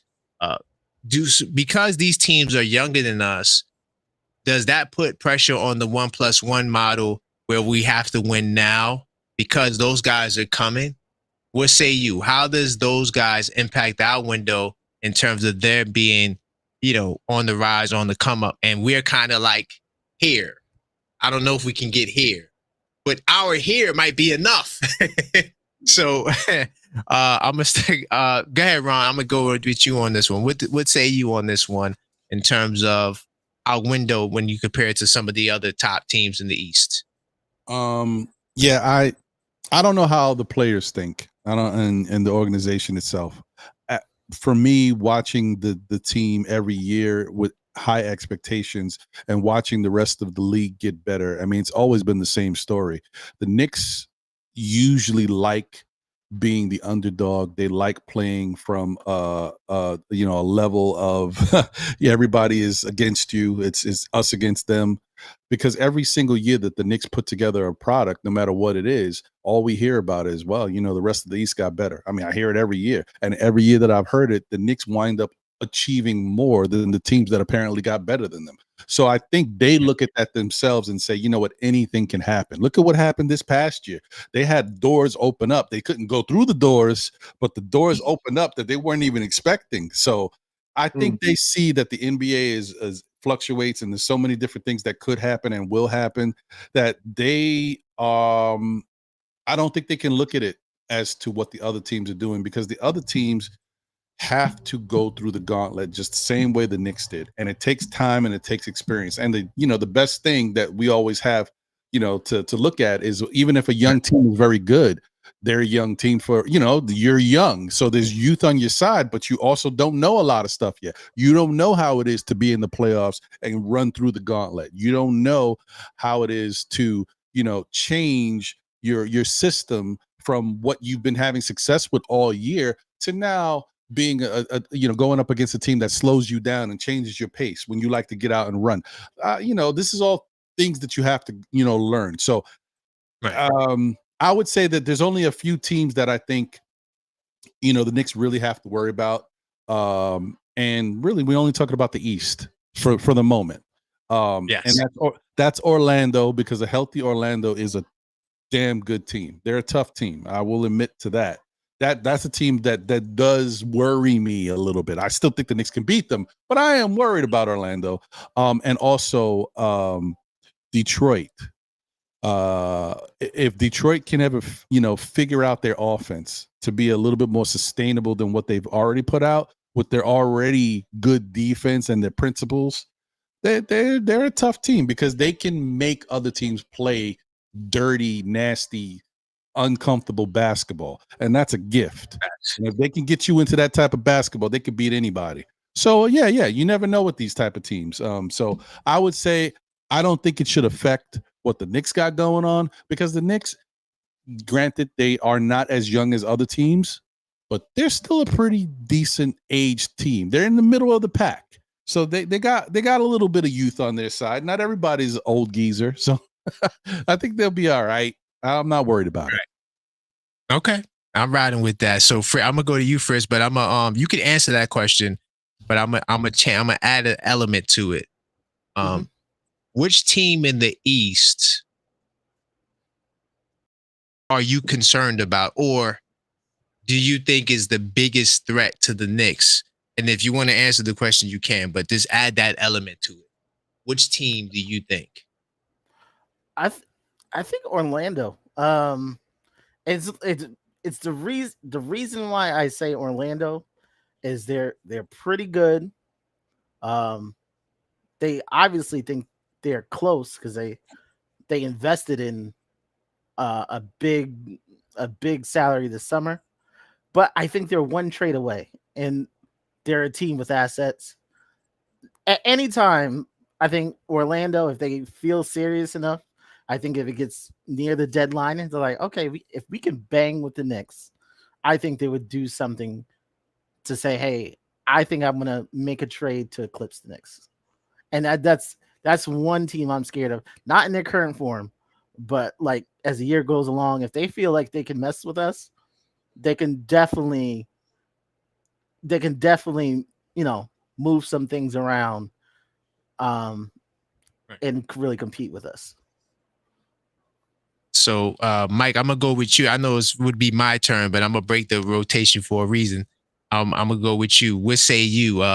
Do those other younger teams, the other contenders in the East, do they speed up our window, or how do they impact our window, knowing that these guys are emerging? What say you, good mellow Mike? Let's go. I think to a certain extent, yes. To be honest with you, when I saw the beginning of the playoffs, starting with Detroit, Boston, and with the Pacers, ending with the Pacers this season, I just felt like the Knicks played to the level of the competition. They didn't play Knicks basketball, and I felt that was due to, again, with Coach Tibbs. So could have been the 82-game grind throughout the year, tired, right? They say fresh legs, in May and June wins championships, right? And unfortunately, I just felt the Knicks played to the level of Detroit when the Knicks should have just stomped through Detroit, but they gave them life, and it made a very interesting series. And it brought some of the guys that were, behind the scenes, come out a little bit, watching Kate Cunningham and these other guys kind of come out, and showcase their skills. And like I said, they just gave them life. In the Boston series, we kind of thought they were going to get knocked out. But then the Knicks, kind of flipped the script on that, and also the situation what happened with their star. So with his Achilles, Jason Tatum, right? And then I just felt when they got to the Eastern Conference Finals, they were just gassed. So to answer your question, I believe slightly, it affects slightly. But again, depends on how the Knicks team comes around this year.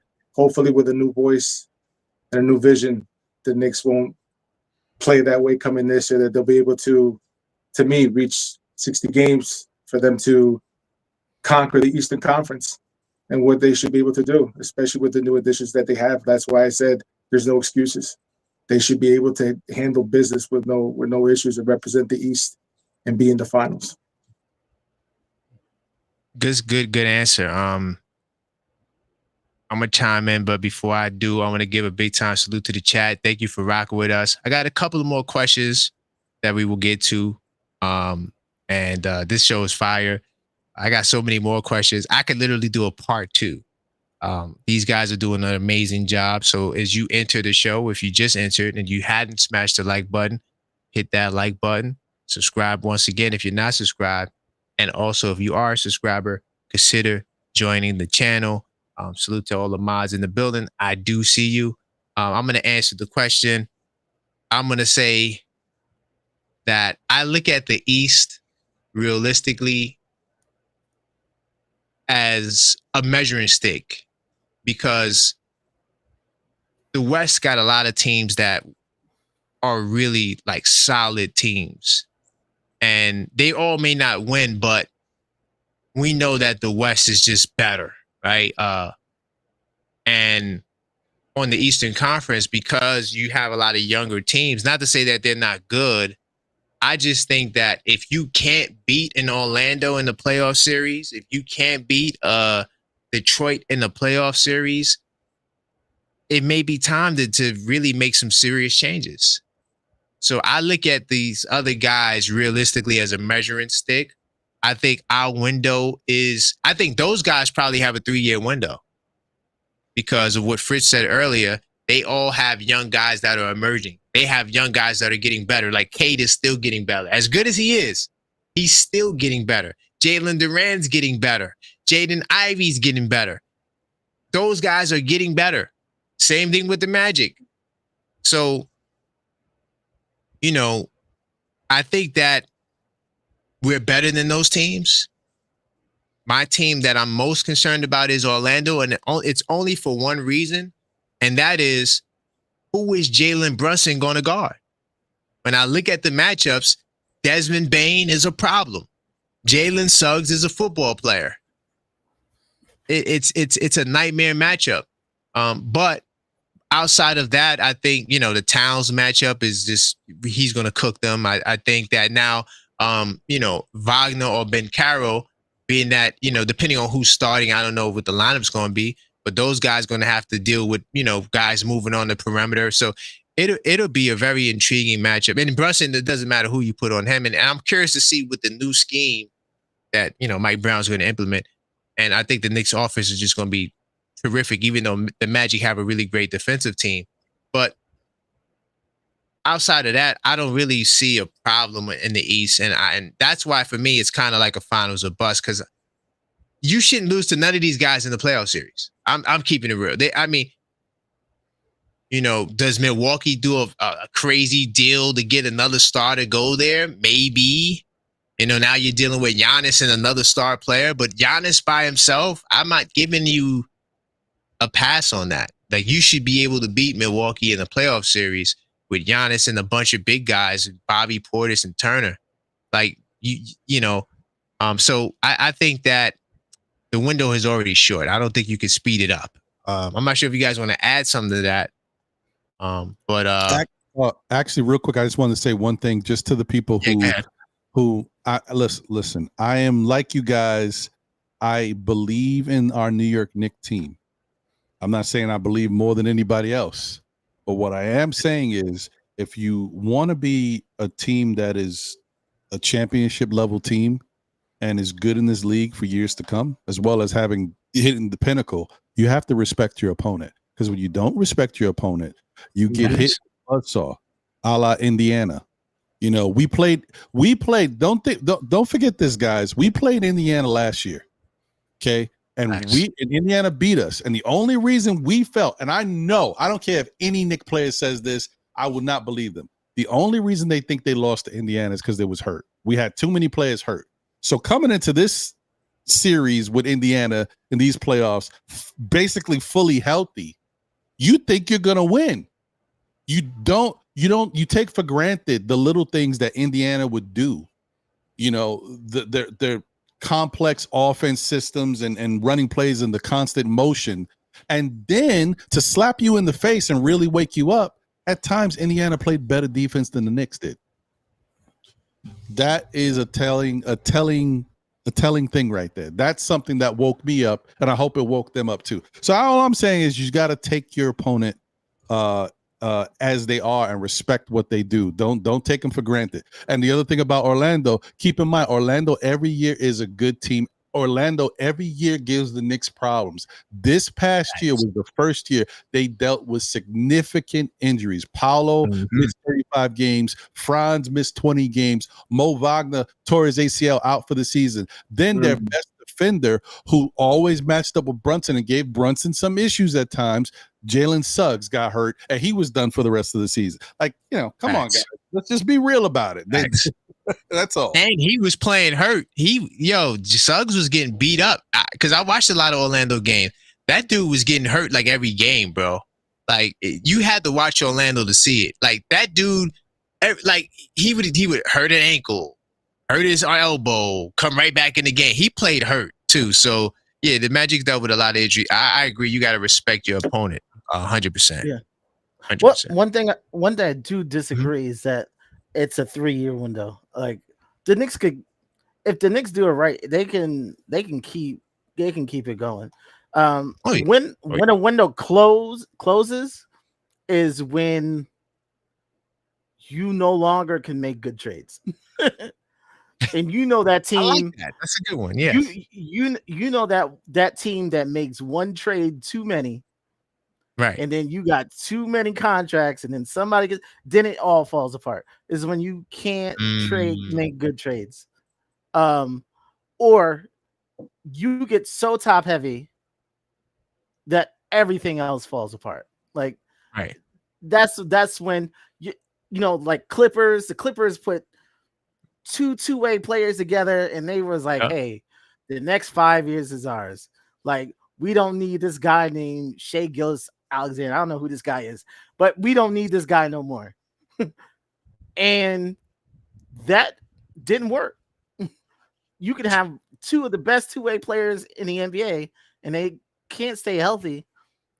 That idea went out the window with 2 MVP candidates. So, like, when you can't make any more good trades, or you're too top heavy, and they are not moving the needle anymore, that's when it's over with. It's over, man. And I also would like to add to that, like, if you're regressing, like you was in the finals and now you're in the second round and you can't get out of the second round, and then now you're out the first round. Yeah, it's time. It's over. It's if you can't see the sign, you was in the finals, then you go to the second round. It's over, bro. There's only so long you can keep going with that. Yeah. If you're gonna keep coming back, like stop. Some of these questions probably won't take as long to answer. I'm cutting out a lot, but I do want to, end the show at a respectable time. But here's a question I'm gonna ask, and I'm gonna start with Mike. Did firing Coach Tibbs expedite the Knicks championship window? Now we're saying it's kind of a win now, 1+1, whatever you think it may be. If did his firing, right? And once again, to all the people that watch this channel, I did a damn near 2-hour video saying why he was fired. So hopefully you guys know why he's fired, why he was fired. But now that he's gone, did it expedite the window? What say you, Mello? Just going to answer the question this way. Yes. I just felt his system was limited, and it took us where we are at this past season. And, say my thanks to Coach Tibbs, but I saw the writing on the wall 2-3 years ago with his style of coaching. So I didn't see the maturity of the other players of development with the other players and with the short rotation. I just saw this as this was going to end the way it was going to end sooner or later. Even if he made the championship, I didn't see them going very far. And the one thing I got to say about the coach of the Pacers, he figured them out watching how they played against Detroit and Boston. He ran the hell out of those Knicks. He ran them, and he used that bench very wisely. And Tibbs, I don't think, woke up to find out to kind of counter, right? Usually coaches make assessments and changes during halftime or even after a quarter. Listen, we got to change and do something different. And just looking at some of the choice moves that he did was very questionable. Like, for example, Shamet not being hot during the end of the season, not using him as well. Delon Wright was another player playing great defense and trying to contribute, and it just kind of defeated the confidence of these players. Tibbs just had a different way of thinking. That's all I can say about that. And like I said, very limited. And this is where he got us. And definitely, to answer your question, there's definitely an opportunity, regardless if I agree or disagree with Mike Brown, because my choice was Mark Jackson, to be honest with you. That was my personal choice, was Mark Jackson. But neither here or there. We have Mike Brown, and I welcome him with open arms, and I'm going to back him up 100%, give the man a chance to prove himself, and, let's go. Let's get this show going and, take us where we need to go. But definitely we needed a change. And getting back to a little bit of before that led up to this situation with Tibbs outing, they did have the exit meetings with Dolan being present, and things were said, right? As far as players not happy, some players said maybe I can't play for this coach, et cetera, et cetera. And, whoever they were, it was mentioned, it was said, and, a decision had to be made. And also I heard behind the scenes that wasn't holding too well with the organization behind the scenes too, in the offices. So it was just more than just, on the court. It was off the court as well. Tibbs wanted to do it his way. And, listen, things had to change, So. Right. 100%. Great answer. I'm going to go to Ron. What say you? Did Coach Tibbs' firing expedite the Knicks window? Yeah, it had to. It had to, because the whole point of having a coach like Tom Thibodeau here was to bring, a winning culture to the team, but also to give us somebody established that might be able to get us to a championship. Even though I know the track record on him and he hasn't really been that successful as a head coach getting there himself, but, everything's different. Also, as we see, the Knicks have tried to put together the best possible product for him that he's ever had. So, you think along those lines that if you're already at this point, and now after Tibbs gets you to the Eastern Conference Finals and you lose, that's it. You can't if you get to the Eastern Conference Finals for the first time in 25 years and you fire the coach, oh yeah, you know what that means. Next coach coming in, we trying to win it all, baby. There's no way around it. 100%. Absolutely. Yeah. So yes, I would say yes. That my short answer, yes. What say you, Fritz? The Knicks had to do it. They were averting disaster. With Thibodeau. I think the Knicks championship window should have opened last year. Like they had an opportunity to do something as a team better than any other team in the NBA. Like, that offense should have been the best offense in the NBA, but it wasn't. and if Thibodeau was given another go, he would do the same thing again. Mm-hmm. And I think that's the problem, is that you would do the same thing again instead of doing what's best for the team. There's no reason we weren't scoring 120 a night. No reason. We shouldn't. But Tom Thibodeau would took this year, and defense would have been, the key to get on the court. I think Josh Hart would have played 40 minutes a game. Everybody else would have scored 38 minutes a game. He absolutely learned nothing. So they needed someone who could not only just read the room, but they needed someone who say, look at what we have here and what's the best this team can be. And that best team may not be your play style for the last 20 years. That may be something different. And you gotta have someone who's willing to do what's best for the team and not what you're comfortable with. Okay. Damn, I agree with the majority of what you said. The only thing is, I don't want to seem like I'm a Tibbs apologist. Some people thought I was. Trust me, I know that Tibbs had to go. He had to be fired. But I think he would have did a good job. If the player input wasn't there, like if the players were not so down on Tibbs, like if the guys would have been like, okay, if we give Tibbs a chance that he's going to change. And I do think that he would have played the guys less minutes because he would have got the bench that he wanted. I don't think the bench that he got last year, and I think this is where part of the discrepancy came in with the front office, is that he wasn't feeling those guys. That's why he wasn't playing. But when he gets his guys. I'm not Josh Hart. Would Mikal Bridges' role change next year? He would have been doing the same thing, rubbing off screens. No, but I think, but the minutes would have came down. Maybe the offense wouldn't have got better, how we wanted it to. But I do think the minutes would have came down because now he would have had Yabusele. I think Yabusele is a Tibbs-like guy. I think Jordan Clarkson's a guy, ball dominant guards. Tibbs loves that. Those guys were getting time. Last year, he came in without a bench. Mitchell Robinson played 65 games. Precious missed the first 2 months of the season. Shaman had the dislocated shoulder. Those were all his guys, so his guys wasn't there. I do think later on, this year, that at least that would have changed. But to answer the question about expediting the window, hell yeah.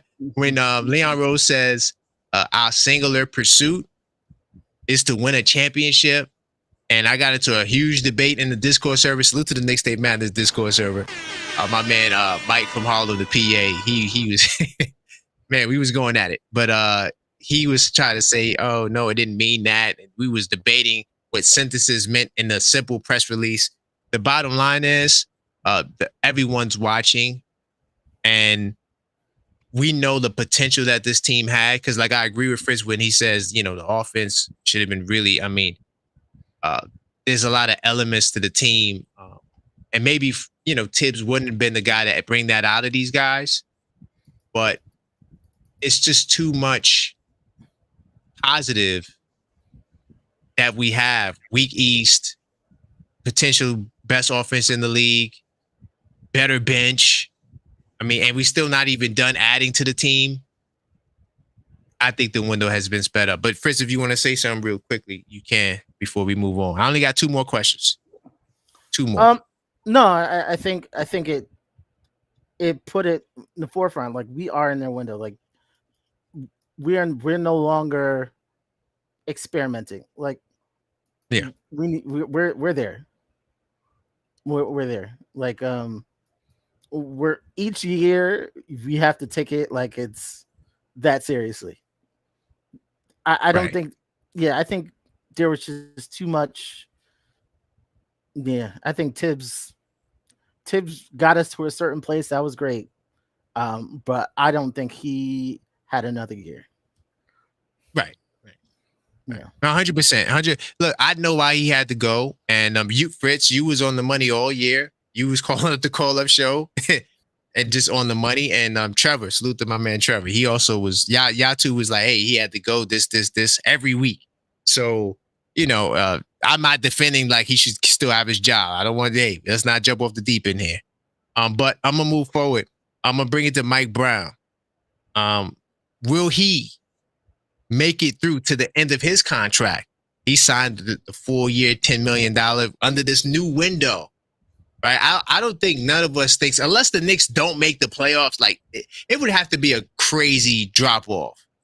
Right. I don't think Mike Brown will be fired at the end of the season. Right.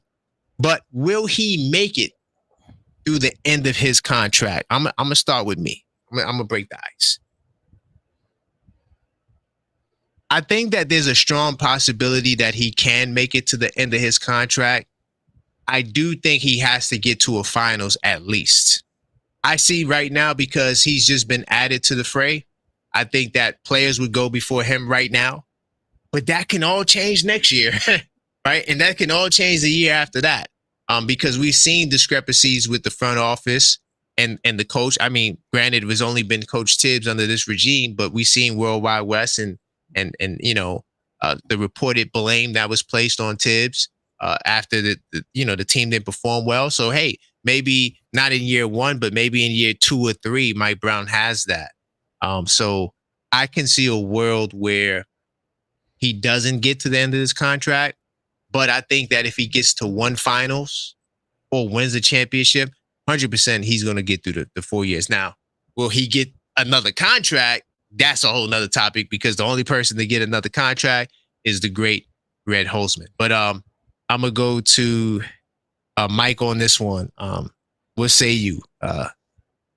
Will Mike Brown make it to the end of his contract? 4 years, $40 million.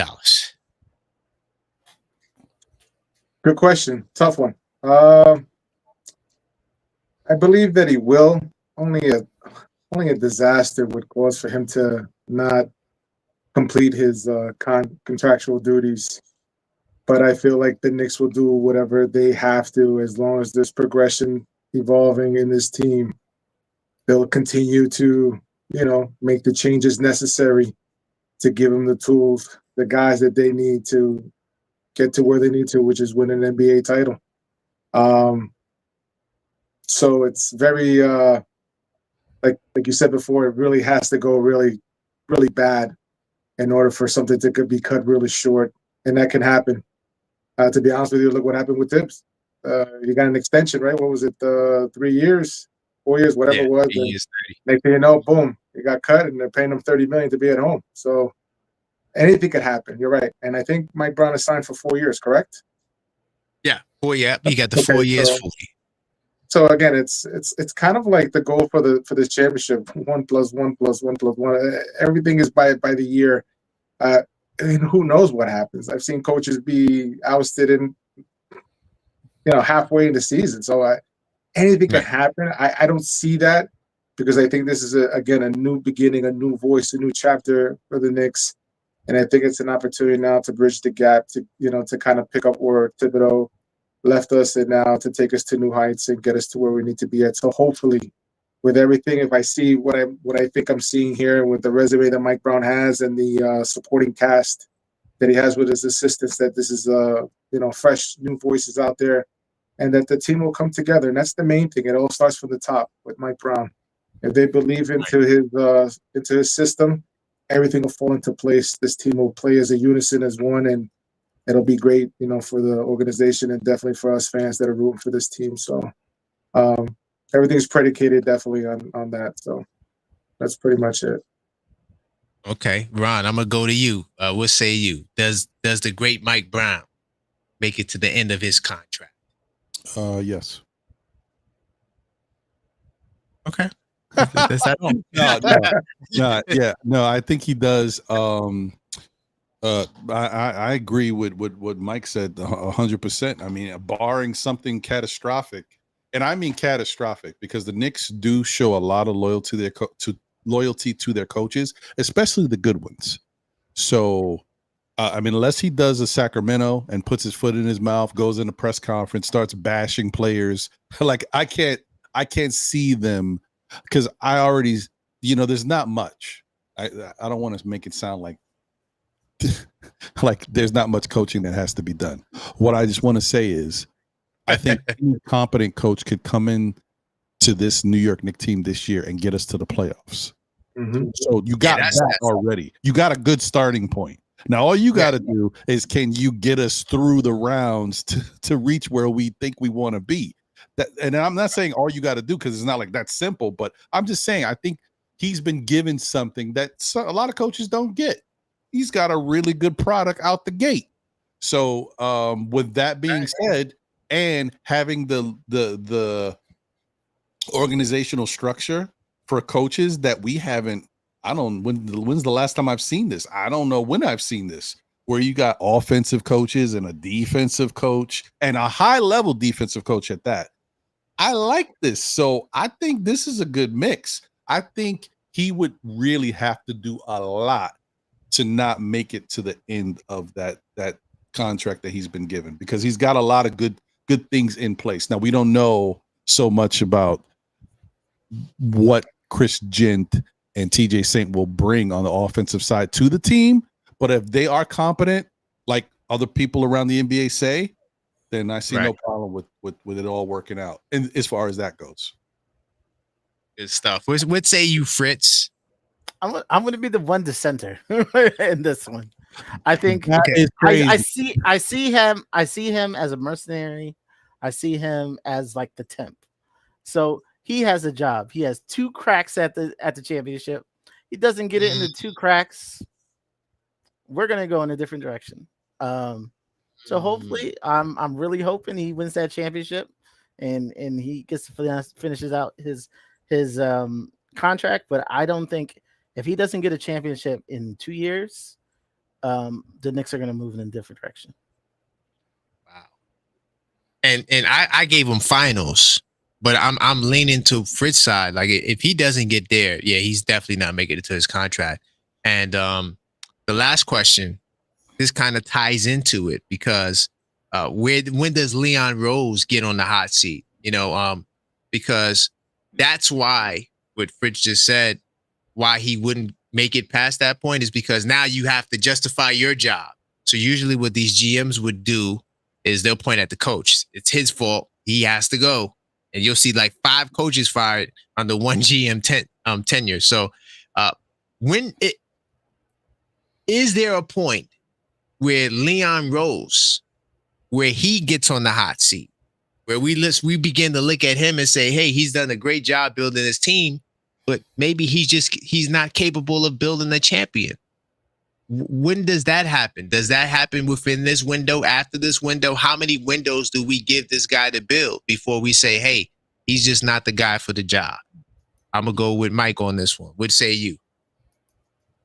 I really don't see him going anywhere. I don't have a problem with Leon Rose. I think he's doing an outstanding job, to be honest with you. I'm fully 100% behind this man, with him and World Wide West and the rest of his CAA mafia crew.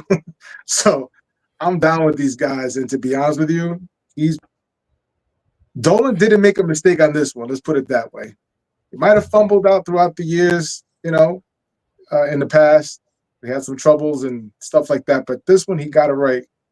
And I'm not going to let this guy go unless he makes some, terrible decision, which I don't foresee. But from what I've seen here, everything has been to help this organization, keep him under the second apron, continuously searching for players, whether it's here or, in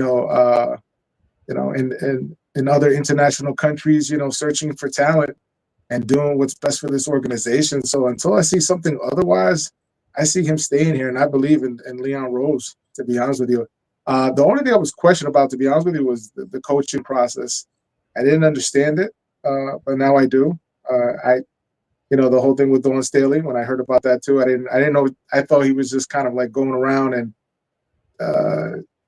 because there were so many things that was going on, like they were knocking on doors, and when I found out other organizations were locking up their coaches and giving them, securing their pay, their contracts, whatever it was. And so, like, thanks to the Knicks, right? And I didn't know that Dawn Staley, I thought it was just a sit down. I didn't know that she was going for the job. I was kind of like lost in the sauce. And then I found out, through social media, oh yeah, this was something serious when she came out through the interview just recently talking about it.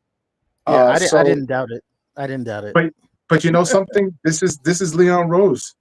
This is the chess game that he plays, and you know what? He understands it, and whatever he's doing, I see that it works, and he's pulling out everything he can possible. So if Dolan is paying him, it's the best that money can buy, and I truly support this guy in every which way, because look, we look better now, a better team than last year, to be honest with you. And now with a new coach, with a new vision, I hope to see these guys develop. I see it, this vision carrying this team, and now hopefully to play as one. And that's what I see. That's why I'm so gung-ho on this Knicks in 26 right now.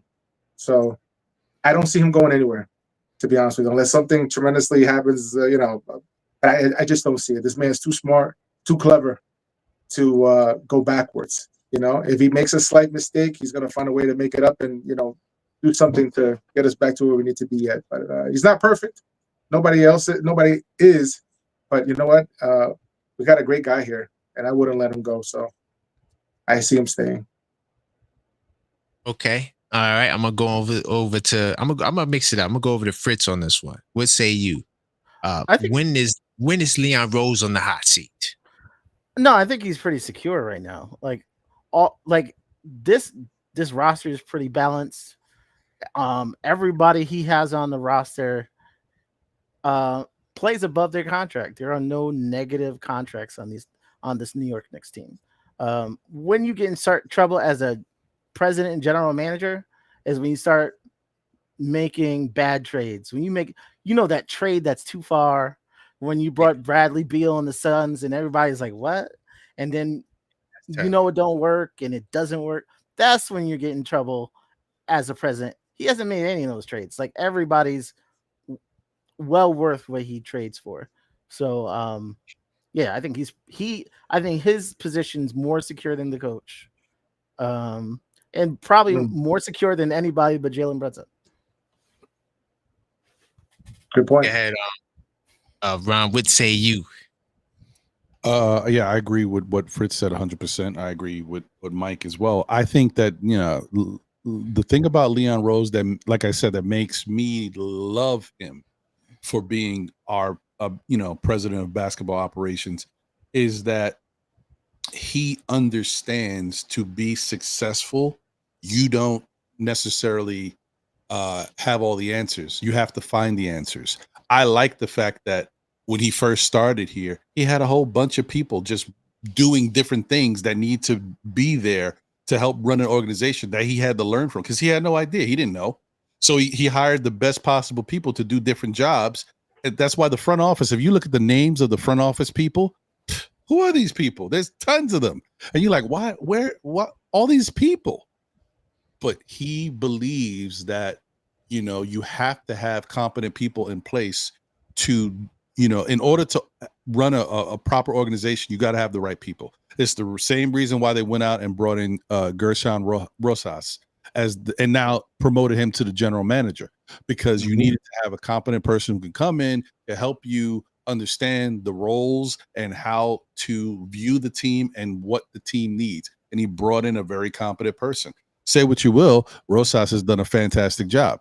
The only thing that's derailed him in his career is his extracurricular activities. If not, he'd still be in Minnesota right now. So It is what it is. And he's done that with everything else. Bringing in, and I'm not surprised because I always looked at Leon Rose saying that, man, you didn't just bring in, like, this is different from other teams. There's a couple other teams in the NBA that have had sports agents that have become general managers. Okay. No, but the Knicks brought in a leader. They brought in a guy. It was his company that we made our basketball operations person. That's different. You know what I mean? This is a guy who runs the show. He looks at things differently. So I'm in Leon, we trust. And I also believe that the other thing about him is because he's so willing to get information from others about different things, he's always going to be looking to how to make this team better. And if he doesn't know something, he's going to find the answers. I think the Knicks better, if they're smart, they better hold on to Leon for as long as they can. Now, he might price himself out the situation. He might, you know what, I'm that dude now, but but who knows? Great stuff. Go ahead. You want to respond? No, because he's really run he's not a basketball guy. Like he's really a corporate American person. He runs it like a corporation. First thing he gets is Brock Aller. And at the point, we couldn't find a picture of Brock Aller on the internet. Facts. we couldn't find a picture. But everybody said, yo, that dude's smart. That dude's a walking calculator. That's all they said about the dude. But he's like, yo, let me give him a way bigger job in New York. And that's where he started. He started with people that he was impressed at as an agent, just peeking behind the scenes. So he's looking at it like a business. He's not looking like traditional basketball is on reputation. Oh yeah, this person played ball for 15 years. He's a great ball player. Let's bring him on. No, that's not going to get you anywhere. That's not going to get you anywhere, Brock Holler. Brock Holler is like, are you good at what you do? Like that whole bluster, that he's a good talker isn't going to do it. You know what? All you guys said great stuff. I want to start by saying I think Leon Rose is top 3 GM in the league. I probably realistically would only put Sam Presti ahead of him, and the job they done in OKC and it leading to a championship, even though it might have took 17 years to get there. Nonetheless, I think that Leon Rose is fantastic. I defended this guy every year. Last year he was 10th in GM of the year voting. I just like, what the hell y'all watching? They gave it to, I think they gave it to OKC, but I'm like, OKC pretty much had the same team. They, yes, great job, but I don't think that they deserved it because they didn't really make of course they got Hardenstein and they did the Caruso trade, but it wasn't like they went out and got, an all-star caliber player like we did. We got an all-star caliber player in Towns, right? So I always defended Leon Rose, but I am going to say this, and salute to all you guys that have been watching me. You guys know that I put Leon Rose on my own personal hot seat. He's not on the hot seat. Leon Rose is not on the hot seat. Don't get it twisted. Dolan loves him. He's great. But my hot seat is that, listen, as great as you are and the moves you made are fantastic, this team has to get to the final. Like, I need to see some tangible results because now we're going into year 6 of Leon Rose, right? At least Presti, even though it took them 17 years to get to the championship, they did go to the finals. Yes, I know they had KD and Russell Westbrook and yes. But like Mike said earlier, like at some point you got to get it done. And I love the moves he's made. I'm glad he's our president. I think that if the brother from Phoenix, Sam Jones, because I think Fritz, you made a reference to Phoenix earlier, the moves they made, the Bradley Beal deal, I thought that he should have been out of there a long time ago. Not that I want to see a brother fired, but I'm just saying, like, come on. Like, that team is just so. If that guy can get grace, Leon Rose deserves whatever grace you would want to give him. But I do think this window, if it closes the same way we reassess, or they reassess the players and to see I think there needs to be a reassessment of Leon and how do we open up the window again? And will we get an opportunity to open up the window again? And will it be with Brunson or because I know Fritz said that Brunson is probably only a guy that's not tradable. But if we're not getting to that +1, when does it become to a point of like maybe we need a major overhaul to really get the window open again? So I don't think that Leon Rose, I think the job is his for as long as he wants it. I think it probably would be his to like say, enough of this. Yeah. But I do think there's a lot of pressure for success, especially in New York City.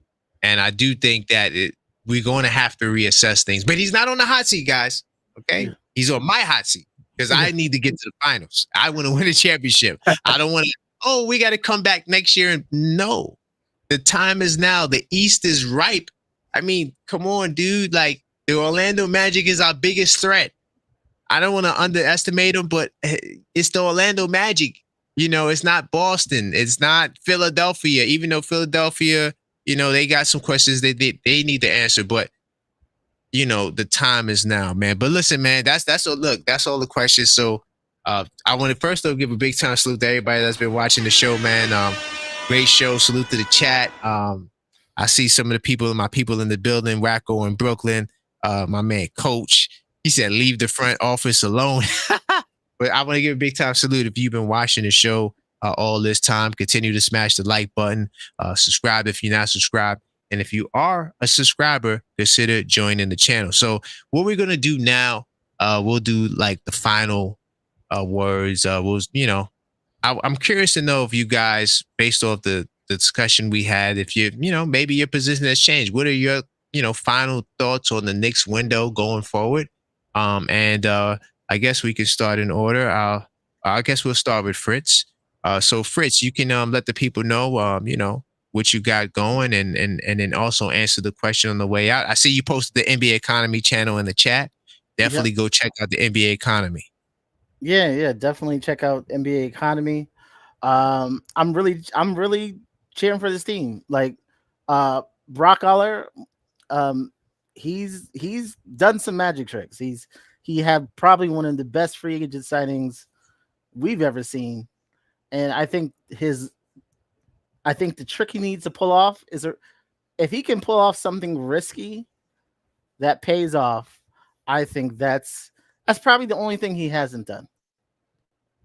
And I think everything's been pretty safe up to this point. But at some point you're gonna have to make a trade where you have like a leap of faith type of trade. And I think that's probably his way of extending the window is a leap of faith trade. And that's probably at that point he can have a job for life. Facts. But safety isn't going to get the Knicks of a window longer than 3 years. All right, so we'll move over to Mike. Let the people know where they can find you, what you got going on, and what's your final thoughts on the window? Well, I'm Mellow Mike representing 5 Star Knicks. You can catch me on TikTok, 5 Star Knicks. As far as the window is concerned, listen, it's to me, this is the year to do it. We just got to all come together, support this team. Let's get this job done. Enough of the talk. Let's do this, man. Let's do this. We got to get this done. It's evident that the door has been open. I just mentioned before throughout the podcast that the 2 stars, one from Boston, one from Indiana, is now hurt. Some changes, some couple of what do you call it? Trades were made, right? Miles Turner went to Milwaukee. Maybe some teams got a little stronger, but those teams that were just in the playoffs, I believe, have just gone weaker. Are there some up and coming teams? Absolutely, and we're starting to see that. But the Knicks are still up here, and the Knicks are ready to knock the door down to get to this championship. And we just got to win it. We got to find a way to just get this job done. And that's pretty much it. That's all I got to say about that. So let's go Knicks. Like I said before, Knicks in 26. I'm riding with that, man. Great stuff. So, Ron, still Knicks fan army. Let the people know what you got going on the way out. And also, your final thoughts on the Knicks championship window. All right. So today is what, Wednesday? Yeah. So next up, just look for Still Knick fans this Saturday, 11:30 for Know the Ledge. That should be a pretty fun show as usual. Saturdays are always fun. Pretty much, I think I'm still where I was before I started the show. However, I am a little bit more on, understanding of the fact that, this front office could make some tough decisions if things don't go the way we plan, because, we are in a time frame and a mindset where this Knick organization hasn't seen it. I don't know if I don't even think James Dolan has seen it. Right? To be realistic, the last time we had a team that under him was the Carmelo Anthony team with Jason Kidd. So yeah, he hasn't witnessed this either. So I'm not saying they're going to overreact, but I am saying I think they want to give the fans what they want, and they understand that it's very difficult. It's a tough process to put a team together that's going to win a championship. And if you have a chance to do it now, listen, this Knick organization has gone through so much stuff. We've been the butt of everybody's jokes. We are finally a winning team with some incredible talent on the team, and 2 in particular. One could be definitely one of the best and could be in the MVP conversation this year, depending on how things roll. When you got Let's this go. type of stuff at your disposal, you got to make it work. And if it don't work, then you got to tweak it as soon as you can so that you don't lose the opportunity. So I would say that they're going to do what they need to do. I think that we're in good shape. I think that the my fellow Knicks fans are going to be very surprised at this season. I think you're going to be surprised at what this Knicks team turns into. And I think for those that are so stuck in the defensive identity, you're in for a treat. You're not going to be happy, but you're in for a treat because you're going to see something work in a different way that you weren't necessarily expecting. So stay tuned for that. And as I always say, be good. But if you can't be good at it. That's what's up, man. Definitely, I'll give a round of applause in the chat for, the guys on the panel. I think we did a great job of explaining the window. On the way out, definitely, hit that like button if you hadn't subscribed, if you're not subscribed. And if you are a subscriber, consider joining the channel. We're going to be doing some fantasy basketball for all the channel members. So if that'll give you guys a little bit more, if you want to be a part of that, because you're enjoying the vibes, make sure you join the channel membership. I'm supposed to be working on that with HRM. I'm going to get with him and we're going to figure that out. But on the way out, definitely a great show. I think that for me, I feel the same. I think what I learned is that a lot of people are on the 1+1+1 window. I thought that a lot of more people would be, maybe not you guys, because you guys are, very level-headed, definitely, content creators. So I could see your perspective being a little bit more broad, but, people just in the chat, 1+1+1.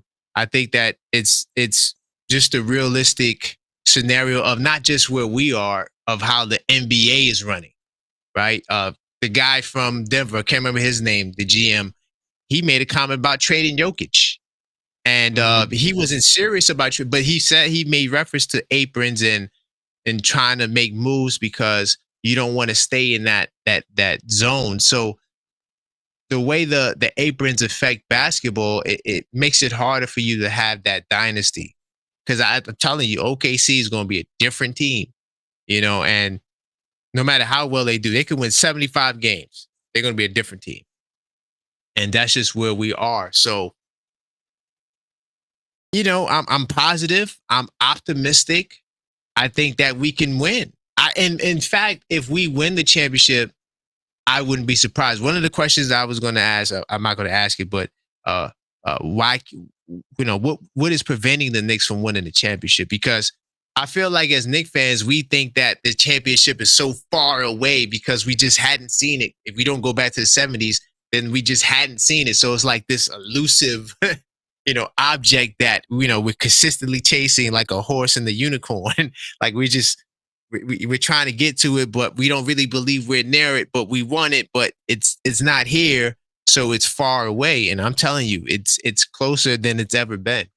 And the time is now. So that definitely, man, thank you guys for rocking, man. That's all we got for you tonight. And as I always say, until next time, let's go Knicks.